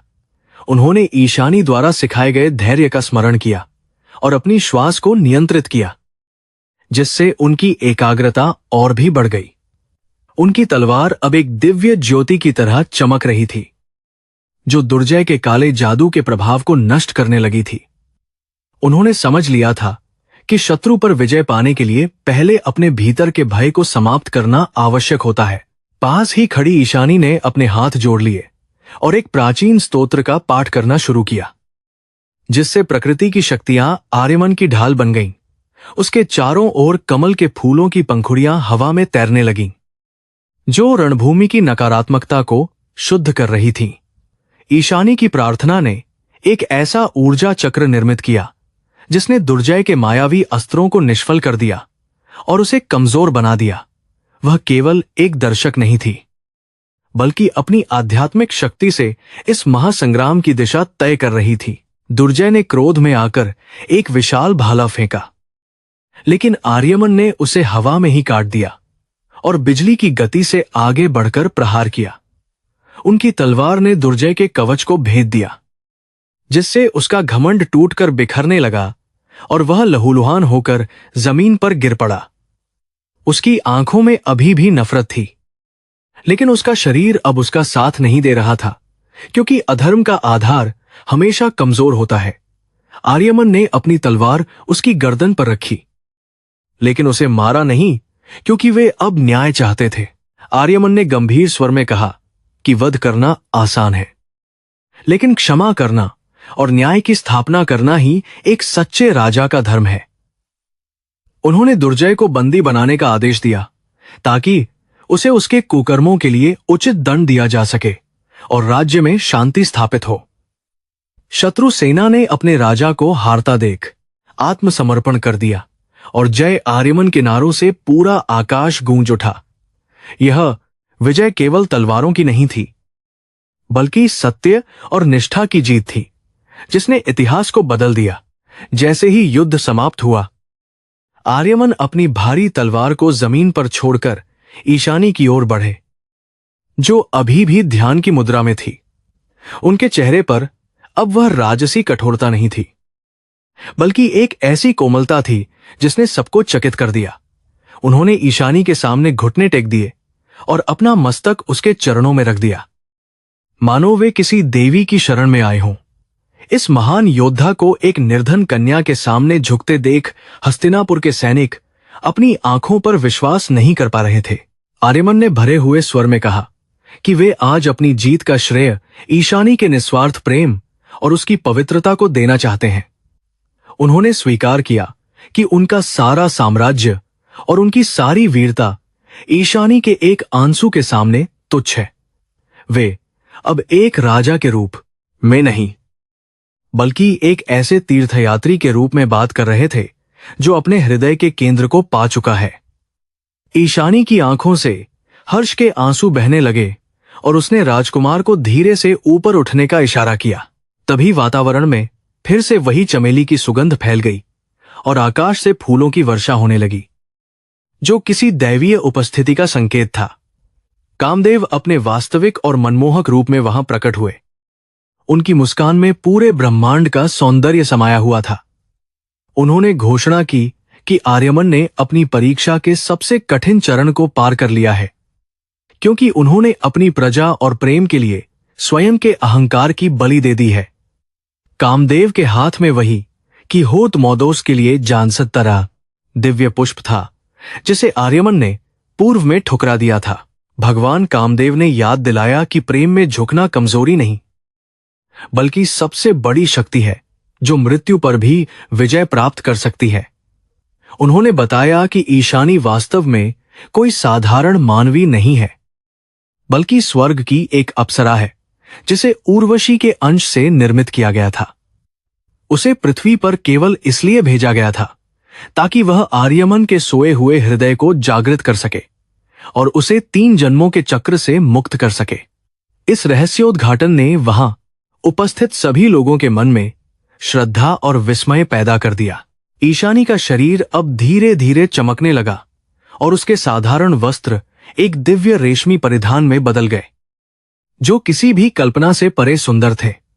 उसके चेहरे पर एक अलौकिक तेज छा गया और उसके चारों ओर इंद्रधनुषी प्रकाश की किरणें निकलने लगीं, जो उसकी दिव्यता का प्रमाण थी। उसने आर्यमन की ओर देखा और कहा कि उसकी तपस्या अब पूरी हुई है, क्योंकि उसे वह प्रेम मिल गया है जो निस्वार्थ है। उसकी आवाज में अब वीणा की मधुरता थी, जिसने सबके दुखों को हर लिया था। कामदेव ने आर्यमन से कहा कि वे अब ईशानी को स्वीकार करें, लेकिन याद रखें कि यह प्रेम केवल शारीरिक नहीं बल्कि आध्यात्मिक होना चाहिए। उन्होंने आशीर्वाद दिया कि उनका मिलन पृथ्वी पर न्याय और करुणा के एक नए युग की शुरुआत करेगा, जो सदियों तक अमर रहेगा। इसके बाद कामदेव अंतर्ध्यान हो गए, लेकिन अपनी सकारात्मक ऊर्जा और शांति का प्रभाव पूरे क्षेत्र में छोड़ गए। आर्यमन ने ईशानी का हाथ थामा और महसूस किया कि उनका अस्तित्व अब पूरी तरह से पूर्ण और धन्य हो चुका है। राजकुमार ने अपने मंत्रियों को आदेश दिया कि वे तुरंत दुर्जय के बंदी बनाए गए निर्दोष लोगों को मुक्त करें और उनके राज्य की पुनर्स्थापना में सहायता करें। उन्होंने घोषणा की कि अब से हस्तिनापुर में किसी भी गरीब या असहाय व्यक्ति का अपमान नहीं किया जाएगा और न्याय सबके लिए समान होगा। उनकी सोच में आए इस परिवर्तन ने प्रजा के मन में उनके प्रति अगाध प्रेम और निष्ठा पैदा कर दी। ईशानी ने मुस्कुराते हुए उनकी प्रशंसा की और कहा कि यही एक सच्चे चक्रवर्ती सम्राट की असली पहचान होती है। हस्तिनापुर की ओर वापसी की यात्रा अब एक उत्सव की तरह थी, जहां रास्ते भर के गांवों के लोग अपने राजकुमार और उनकी होने वाली रानी का स्वागत कर रहे थे। लोग ईशानी की दिव्यता को पहचान चुके थे और वे उसे साक्षात लक्ष्मी का अवतार मानकर उसकी पूजा करने लगे थे। आर्यमन अब गर्व से ईशानी के साथ चल रहे थे। उनकी आंखों में अब अधिकार की नहीं बल्कि समर्पण की चमक थी। उन्होंने महसूस किया कि सच्चा सुख महलों की चारदीवारी में नहीं बल्कि जनता के आशीर्वाद और प्रेम में छिपा होता है। जब वे महल के मुख्य द्वार पर पहुंचे तो महाराज सोमदेव ने स्वयं आरती उतारकर उनका स्वागत किया और अपने पुत्र के बदलाव को देखकर भावुक हो गए। उन्होंने देखा कि आर्यमन अब केवल एक योद्धा नहीं थे, बल्कि एक परिपक्व और करुणामय शासक बन चुके थे, जो राज्य का बोझ उठाने में सक्षम थे। महाराज ने ईशानी को अपनी पुत्री के रूप में स्वीकार किया और उसे अपनी कुल की मर्यादा और गौरव बताया। पूरा महल दीपों की रोशनी से जगमगा उठा था, जैसे दिवाली का कोई पावन पर्व मनाया जा रहा हो। ईशानी ने महल में प्रवेश करते ही सबसे पहले मंदिर में जाकर ईश्वर का धन्यवाद किया और सभी के कल्याण की कामना की। उसने अपनी दैवीय शक्तियों का उपयोग महल के वातावरण को और भी पवित्र बनाने के लिए किया, ताकि वहां कभी कोई बुरी भावना न पनप सके। आर्यमन ने उसके साथ बैठकर भविष्य की योजनाओं पर चर्चा की और प्रतिज्ञा की कि वे मिलकर एक ऐसा साम्राज्य बनाएंगे जहां कोई भी दुखी न रहे। उनकी यह जोड़ी अब पूरे भारतवर्ष के लिए प्रेरणा का एक महान स्रोत बनने वाली थी। रात के समय जब चांद अपने पूरे यौवन पर था, आर्यमन और ईशानी महल की छत पर अकेले बैठे थे और अपने उन 3 जन्मों को याद कर रहे थे। उन्होंने महसूस किया कि कैसे नियति ने उन्हें अलग करने की कोशिश की, लेकिन उनके प्रेम की डोर इतनी मजबूत थी कि वे फिर से एक हो गए। आर्यमन ने ईशानी से वादा किया कि वे आने वाले हर जन्म में उसे इसी तरह ढूंढ लेंगे और उसका साथ कभी नहीं छोड़ेंगे। ईशानी ने अपना सिर उनके कंधे पर रख दिया और शांति से आकाश के तारों को देखने लगी। अगले दिन के लिए विवाह की तैयारियों की घोषणा कर दी गई, जो न केवल 2 शरीरों का मिलन था, बल्कि 2 दिव्य आत्माओं का एक होना था। ऋषियों और मुनियों को निमंत्रण भेजा गया ताकि वे इस पवित्र बंधन के साक्षी बन सकें और नवदंपति को अपना शुभ आशीर्वाद प्रदान कर सकें। हस्तिनापुर की प्रजा ने भी इस विवाह को अपना व्यक्तिगत उत्सव मानकर पूरे नगर को फूलों और बंधनवारों से सजा दिया था। हर घर में खुशियों के गीत गाए जा रहे थे और दान पुण्य का कार्य निरंतर चल रहा था। आर्यमन ने अपने पुराने अहंकारी स्वरूप के प्रतीकों को त्याग दिया और केवल वही शस्त्र रखे जो धर्म की रक्षा के लिए आवश्यक थे। उन्होंने अपनी प्रजा को संबोधित करते हुए कहा कि उनकी शक्ति अब उनकी तलवार में नहीं, बल्कि उनके लोगों के विश्वास और प्रेम में समाहित है। उन्होंने ईशानी को अपना मार्गदर्शक घोषित किया और कहा कि उसकी सलाह उनके हर निर्णय का आधार होगी। इस घोषणा ने राज्य में महिलाओं के सम्मान को एक नई ऊंचाई दी और समाज की सोच को हमेशा के लिए बदल दिया। विवाह की पूर्व संध्या पर एक विशेष यज्ञ का आयोजन किया गया, जिसमें अग्नि देवता से आशीर्वाद मांगा गया कि यह प्रेम सदा के लिए प्रज्वलित रहे। ईशानी ने अपनी सखियों के साथ मिलकर भक्ति संगीत गाया, जिससे वातावरण में दिव्यता और मिठास घुल गई। आर्यमन ने महसूस किया कि उनके जीवन का यह सबसे गौरवशाली क्षण है, क्योंकि वे अब अपने आप से और ईश्वर से पूरी तरह जुड़ चुके थे। उनकी आंखों में भविष्य का एक उज्जवल सपना था, जिसे वे ईशानी के साथ मिलकर पूरा करना चाहते थे। जैसे जैसे रात बीत रही थी, आर्यमन को अपनी 3 जन्मों की पीड़ा अब एक धुंधले सपने की तरह लगने लगी थी, जो अब सुखद वास्तविकता में बदल चुकी थी। उन्होंने समझ लिया था कि कष्ट केवल हमें तराशने के लिए आते हैं, ताकि हम अपनी असली चमक को पहचान सकें और दूसरों के जीवन में प्रकाश फैला सकें। ईशानी की उपस्थिति ने उनके जीवन के हर अंधेरे कोने को रोशन कर दिया था और उन्हें एक नई दृष्टि प्रदान की थी। वे अब पूरी तरह से तैयार थे कि वे कल की सुबह एक नए सूर्य के रूप में उदय हों। पूरे नगर में संगीत की स्वर लहरियां गूंज रही थीं और ठंडी हवाएं सुखद भविष्य का संदेश ला रही थीं, जैसे प्रकृति स्वयं इस मिलन की प्रतीक्षा कर रही हो। कल का दिन केवल एक विवाह का दिन नहीं था, बल्कि वह एक नई विचारधारा और एक नए युग के सूत्रपात का दिन होने वाला था। आर्यमन और ईशानी की यह अमर प्रेम कहानी अब समय की दीवारों को लांघकर शाश्वत होने के लिए तैयार थी। शांति और प्रेम का यह साम्राज्य अब अनंत काल तक फलने फूलने की संभावनाओं से भर गया था। हस्तिनापुर की वह सुबह सुनहरी किरणों से नहाई हुई थी, मानो प्रकृति स्वयं इस दिव्य मिलन के लिए सज धज कर तैयार खड़ी हो। नगर की गलियां फूलों की सुगंध से महक रही थीं और हर घर के द्वार पर रंग बिरंगी रंगोलियां बनाई गई थीं। शंखों की पवित्र ध्वनि और मंगल गीतों के स्वरों ने पूरे वातावरण को भक्तिमय बना दिया था। नागरिकों के चेहरों पर एक अनूठी खुशी और संतोष था, क्योंकि उनका राजकुमार अब एक न्यायप्रिय और दयालु शासक बन चुका था। आज का दिन इतिहास के पन्नों में स्वर्ण अक्षरों से लिखा जाने वाला था, क्योंकि यह केवल एक विवाह नहीं, बल्कि एक नए युग का आरंभ था।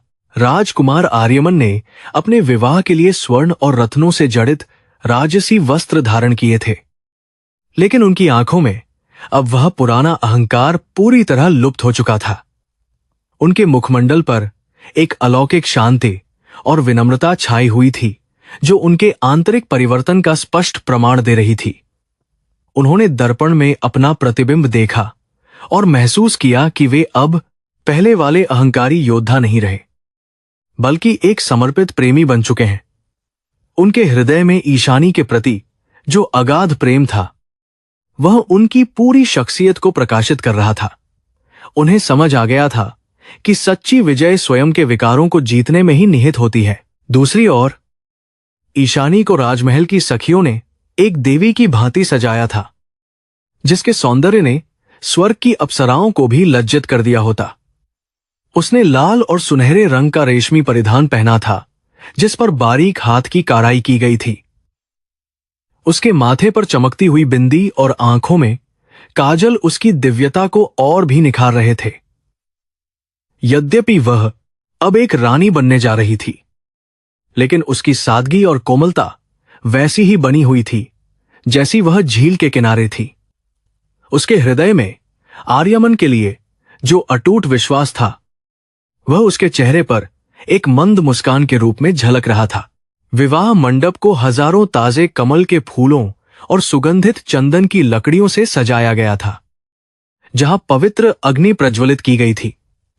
महान ऋषियों और ब्राह्मणों ने वेद मंत्रों का सस्वर पाठ शुरू किया, जिससे पूरे महल का कोना कोना सकारात्मक ऊर्जा से भर गया। आर्यमन और ईशानी जब मंडप में एक साथ बैठे, तो ऐसा प्रतीत हो रहा था जैसे साक्षात शिव और शक्ति का मिलन हो रहा हो। अग्नि देवता की साक्षी में उन्होंने एक दूसरे का हाथ थामा और उन 3 जन्मों के वचनों को मन ही मन दोहराया, जो अब पूर्ण होने वाले थे। उपस्थित जनसमूह इस अलौकिक दृश्य को देखकर श्रद्धा से नतमस्तक हो गया था। इस विवाह की सबसे विशेष बात यह थी कि आर्यमन ने स्वयं आदेश दिया था कि महल के द्वार सभी के लिए खुले रहेंगे। ऊंच नीच और अमीर गरीब का भेद मिटाकर सभी नागरिकों को एक समान भोजन और सम्मान दिया गया। उस गांव के लोग भी वहां उपस्थित थे जहां ईशानी ने अपना बचपन बिताया था, और वे अपनी बिटिया और साधारण यात्री कि आर्यमन ने स्वयं आगे बढ़कर उन बुजुर्गों का आशीर्वाद लिया जिन्होंने उन्हें एक साधारण यात्री के रूप में शरण दी थी। इस निस्वार्थ व्यवहार ने राजकुमार को प्रजा के हृदय में एक देवता के समान पूजनीय बना दिया था। जैसे ही विवाह की रस्में आगे बढ़ीं, महाराज सोमदेव ने अपनी राजसी गद्दी और मुकुट आर्यमन को सौंपने की घोषणा कर दी। उन्होंने कहा कि एक राजा वही होता है जो अपनी भावनाओं पर नियंत्रण रखे और प्रजा के दुख को अपना समझे, और आर्यमन ने यह सिद्ध कर दिया है। आर्यमन ने अपने पिता के चरणों को स्पर्श किया और प्रतिज्ञा की कि वे हस्तिनापुर की गरिमा को नई ऊंचाइयों पर ले जाएंगे। ईशानी को उनके साथ सिंहासन पर बिठाया गया, जो अब राज्य की धर्मपत्नी और मार्गदर्शक शक्ति बन चुकी थी। पूरे राज्य ने हर्षोल्लास के साथ अपने नए सम्राट और साम्राज्य का जयघोष किया, जिससे 10 दिशाएं गूंज उठीं। राजा बनने के बाद आर्यमन का पहला कार्य उन सभी दमनकारी कानूनों को समाप्त करना था जो गरीबों पर बोझ बने हुए थे। उन्होंने शिक्षा और स्वास्थ्य के लिए नए संस्थानों की नींव रखी, जहां जाति और वर्ण के आधार पर कोई भेदभाव नहीं होता था। ईशानी ने स्वयं विधवाओं और अनाथ बच्चों के कल्याण के लिए महल के एक हिस्से को समर्पित कर दिया, जहां उन्हें कौशल सिखाया जाता था। उनके शासन में न्याय की तुला सबके लिए बराबर थी और भ्रष्टाचार का नामोनिशान भी मिट चुका था। हस्तिनापुर अब केवल एक शक्तिशाली राज्य नहीं, बल्कि एक आदर्श और खुशहाल साम्राज्य के रूप में उभरने लगा था। ईशानी की आध्यात्मिक शक्ति ने राज्य की सीमाओं को एक अदृश्य सुरक्षा कवच प्रदान किया था, जिससे शत्रुओं के मन में भय के बजाय सम्मान पैदा होने लगा। पड़ोसी राज्यों के राजाओं ने स्वयं आकर आर्यमन की अधीनता स्वीकार की, क्योंकि वे उनके नैतिक बल और शांतिपूर्ण नीति से प्रभावित थे। आर्यमन ने युद्ध के बजाय कूटनीति और आपसी संवाद को महत्व दिया, जिससे व्यापार और संस्कृति का अभूतपूर्व विकास हुआ। कला और संगीत को राजकीय संरक्षण मिला, जिससे विद्वान और कलाकार दूर दराज के क्षेत्रों से हस्तिनापुर आने लगे। ईशानी और आर्यमन के बीच का प्रेम ही इस पूरे राज्य की सुख समृद्धि का मुख्य आधार बना हुआ था। समय बीतने के साथ उनके शासन की ख्याति पूरे आर्यावर्त में फैल गई और उन्हें आदर्श युगल के रूप में पूजा जाने लगा। आर्यमन रोजाना संध्या के समय ईशानी के साथ महल के उपवन में टहलते थे और राज्य की समस्याओं पर विचार विमर्श करते थे। ईशानी की अंतर्दृष्टि ने उन्हें कई बार जटिल राजनीतिक परिस्थितियों से बाहर निकलने में मदद की थी। उनके बीच का संवाद केवल सांसारिक नहीं बल्कि दार्शनिक और आध्यात्मिक विषयों पर भी आधारित होता था। उन्होंने महसूस किया कि उनका यह जन्म उन पिछले 2 जन्मों के दुखों का मधुर फल है जिसे वे संजोकर रखना चाहते थे।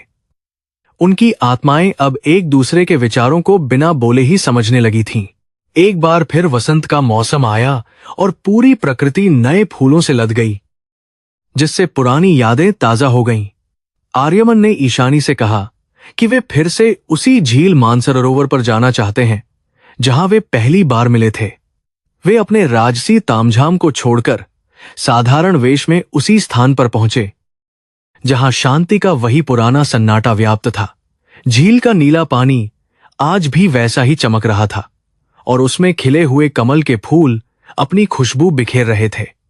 उस स्थान पर पहुंचकर दोनों के मन में वही पुरानी पवित्रता और प्रेम की लहरें फिर से दौड़ने लगीं जो कभी खत्म नहीं हुई थीं। ईशानी ने झील के किनारे उतरकर फिर से कमल के फूलों को चुनना शुरू किया, ठीक उसी तरह जैसे वह वर्षों पहले किया करती थी। आर्यमन ने उसे देखा और मुस्कुराते हुए कहा कि आज वे इन फूलों को खरीदने के लिए स्वर्ण मुद्राएं नहीं बल्कि अपना पूरा हृदय समर्पित करना चाहते हैं। ईशानी ने एक सुंदर कमल का फूल उठाकर आर्यमन के बालों में सजाया और कहा कि असली धन तो वह विश्वास है जो उन्होंने एक दूसरे में पाया है। उस क्षण में वे सम्राट और साम्राज्य नहीं थे बल्कि केवल 2 प्रेमी थे जो अपनी नियति के पूर्ण होने का जश्न मना रहे थे। प्रकृति भी मंद हवाओं के साथ उनके प्रेम का अभिनंदन कर रही थी। उन्होंने महसूस किया कि कामदेव का वह श्राप वास्तव में उनके लिए एक महान वरदान साबित हुआ था जिसने उन्हें सत्य की राह दिखाई। यदि वे उस समय उस आशीर्वाद को स्वीकार कर लेते तो शायद वे कभी अहंकार के इस जाल से बाहर नहीं निकल पाते।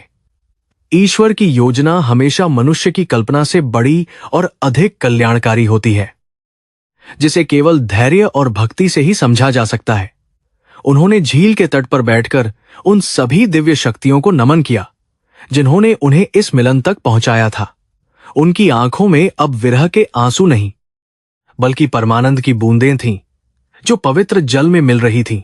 हस्तिनापुर के इतिहास में आर्यमन का शासनकाल स्वर्ण युग के नाम से अमर हो गया, जहां प्रेम ही सर्वोच्च कानून था। उन्होंने अपनी प्रजा को सिखाया कि शक्ति का असली प्रदर्शन क्षमा में है और वैभव का असली आनंद दान में है। ईशानी के प्रभाव से राज्य में नारियों को वह स्थान मिला जो उन्हें वेदों में दिया गया था, जिससे समाज की नींव और मजबूत हुई।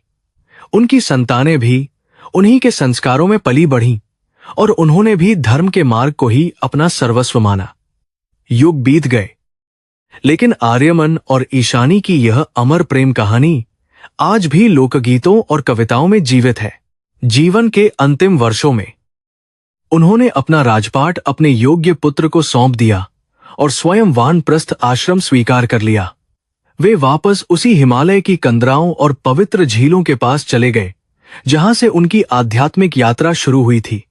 वहां उन्होंने केवल ईश्वर की भक्ति और ध्यान में अपना समय बिताया, जहां कोई राजसी विलासिता नहीं थी। उनकी आत्माएं अब इस भौतिक संसार के बंधनों से मुक्त होने के लिए तैयार थीं, क्योंकि उन्होंने अपना कर्म पूरी निष्ठा से निभाया था। वे जानते थे कि मृत्यु केवल एक द्वार है जो उन्हें फिर से उसी शाश्वत मिलन की ओर ले जाएगा जहां कोई वियोग नहीं होता। एक चांदनी रात में जब आकाश के तारे अपनी पूरी आभा बिखेर रहे थे, आर्यमन और ईशानी ने एक साथ समाधि ली। उनके शरीर शांत थे, लेकिन उनके चेहरों पर एक ऐसी दिव्य मुस्कान थी जो यह बता रही थी कि वे अब अमर हो चुके हैं। उनके प्राण एक ज्योतिपुंज के रूप में आकाश की ओर बढ़े और भगवान कामदेव के चरणों में विलीन हो गए। पूरा ब्रह्मांड इस पवित्र मिलन का साक्षी बना और देवताओं ने प्रसन्न होकर उन पर अमृत की वर्षा की। उनकी प्रेम कहानी ने यह सिद्ध कर दिया कि 3 जन्मों का फासला भी उस प्रेम को नहीं रोक सकता जो सच्चा और निस्वार्थ होता है। आज भी जब कोई प्रेमी उस पवित्र झील के किनारे जाकर सच्ची श्रद्धा से पुकारता है तो उसे आर्यमन और ईशानी की आवाज सुनाई देती है। लोग कहते हैं कि पूर्णिमा की रात को वहां चमेली की वही प्राचीन सुगंध फैलती है जो उनके मिलन का संकेत देती है। यह कहानी हमें याद दिलाती है कि अहंकार केवल विनाश लाता है, जबकि प्रेम जीवन को सार्थकता प्रदान करता है। हर वह व्यक्ति जो अपने भीतर के राजकुमार को झुकाकर सत्य की ईशानी को स्वीकार करता है, वह मोक्ष का अधिकारी बन जाता है। प्रेम की यह गंगा सदियों तक बहती रहेगी और भटकते हुए हृदयों को शीतलता प्रदान करती रहेगी। राजमहल की दीवारों पर आज भी उनके चित्रों को देखा जा सकता है, जहां आर्यमन अपनी ईशानी के चरणों में हाथ जोड़े खड़े हैं। यह चित्र आने वाली पीढ़ियों को यह संदेश देता है कि अधिकार से अधिक महत्वपूर्ण समर्पण होता है और तलवार से अधिक शक्तिशाली शब्द होते हैं। हस्तिनापुर की मिट्टी के कण कण में उनकी पवित्र गाथा समाई हुई है, जो देश की संस्कृति का एक अटूट हिस्सा बन चुकी है। कोई भी बाहरी आक्रमण या काल की मार इस स्मृति को धुंधला नहीं कर सकी, क्योंकि यह आत्मा की स्याही से लिखी गई थी। प्रेम ही वह एकमात्र सत्य है जो समय की कसौटी पर हमेशा खरा उतरता है और जीवन को दिव्य बनाता। आर्यमन ने अपने पूरे जीवन में यह अनुभव किया कि ईशानी केवल उनकी पत्नी नहीं थी, बल्कि उनकी वह खोई हुई चेतना थी जिसे उन्होंने सदियों पहले त्याग दिया था। उनका मिलन वास्तव में मनुष्य का अपनी आत्मा से मिलन था, जो केवल कठोर परीक्षाओं के बाद ही संभव हो पाता है। उन्होंने अपनी प्रजा को जो शांति और समृद्धि प्रदान की, वह उनके इसी आंतरिक संतुलन का बाहरी विस्तार मात्र थी। जब तक संसार में प्रेम की चर्चा होगी, तब तक इन दोनों का नाम श्रद्धा और आदर के साथ लिया जाता रहेगा। यह कहानी केवल एक राजा और कन्या की नहीं, बल्कि मानवता की विजय की गौरवशाली गाथा है, जो हमेशा प्रेरणा देगी। भगवान कामदेव के आशीर्वाद से वह भूमि जहां उन्होंने पहली बार अपने प्रेम को पहचाना था, वह एक महान तीर्थ स्थल बन गई। दूर दूर से लोग अपनी मन्नतें लेकर वहां आते हैं और उस शीतल जल का स्पर्श पाकर अपने दुखों से मुक्त हो जाते हैं। वहां की हवाओं में आज भी वही पुराने मंत्र गूंजते हैं जो ईशानी ने युद्ध के मैदान में जपे थे, ताकि धर्म की रक्षा हो सके। श्रद्धा रखने वालों के लिए वह स्थान साक्षात स्वर्ग के समान है, जहां ईश्वर और प्रेम का निवास है। हस्तिनापुर के उस प्रतापी राजवंश का गौरव इसी अमर प्रेम कहानी के कारण आज भी अक्षुण्ण बना हुआ है और हमेशा रहेगा। अंततः यह कथा हमें यह सिखाती है कि जीवन के हर मोड़ पर हमें अपनी अंतरात्मा की पुकार सुननी चाहिए और अहंकार का त्याग करना चाहिए। राजकुमार आर्यमन का बदलाव हमें उम्मीद देता है कि कोई भी व्यक्ति कितना भी कठोर क्यों न हो, प्रेम की शक्ति उसे बदल सकती है। ईशानी का धैर्य हमें सिखाता है कि सत्य के लिए किए गए संघर्ष का परिणाम हमेशा सुखद और गरिमामय होता है। हम सभी के भीतर एक आर्यमन और एक ईशानी छिपी हुई है, बस जरूरत है उन्हें पहचानने और एक दूसरे के पूरक बनने की। इसी के साथ हस्तिनापुर की यह महान गाथा अपने दिव्य और शाश्वत विश्राम को प्राप्त करती है। अंतिम विदाई के समय महाराज आर्यमन ने अपनी डायरी में लिखा था कि प्रेम कोई गंतव्य नहीं, बल्कि एक अंतहीन यात्रा है जिसे वे हर युग में जारी रखना चाहेंगे। उन्होंने ईश्वर से प्रार्थना की कि भविष्य के सम्राट भी इसी करुणा और न्याय के पथ पर चलें, ताकि विश्व में शांति बनी रहे। ईशानी ने भी अपनी अंतिम श्वास के साथ यही कामना की कि हर आत्मा को अपना बिछड़ा हुआ हिस्सा मिल सके और कोई भी अकेला न रहे। उनकी यह प्रार्थना ब्रह्मांड की धड़कन बन गई और आज भी नक्षत्रों की चाल में इसका प्रभाव देखा जा सकता है। प्रेम की यह ज्योति कभी बुझ नहीं सकती, क्योंकि यह स्वयं परमात्मा का ही एक अंश है। इस प्रकार 3 जन्मों की विरह अग्नि में तपकर कुंदन बने इस प्रेम का यह अध्याय यह पूर्ण होता है, लेकिन इसकी गूंज अनंत काल तक सुनाई देगी। जो लोग इस कथा को पूरी श्रद्धा के साथ सुनते हैं, उनके जीवन से अंधकार दूर हो जाता है और उन्हें सुख शांति का वरदान प्राप्त होता है। आर्यमन और ईशानी अब केवल नाम नहीं, बल्कि प्रेम के प्रतीक बन चुके हैं, जो युगों युगों तक मार्ग दिखाते रहेंगे। उनकी अमर प्रेम गाथा हमें यह विश्वास दिलाती है कि यदि हृदय पवित्र हो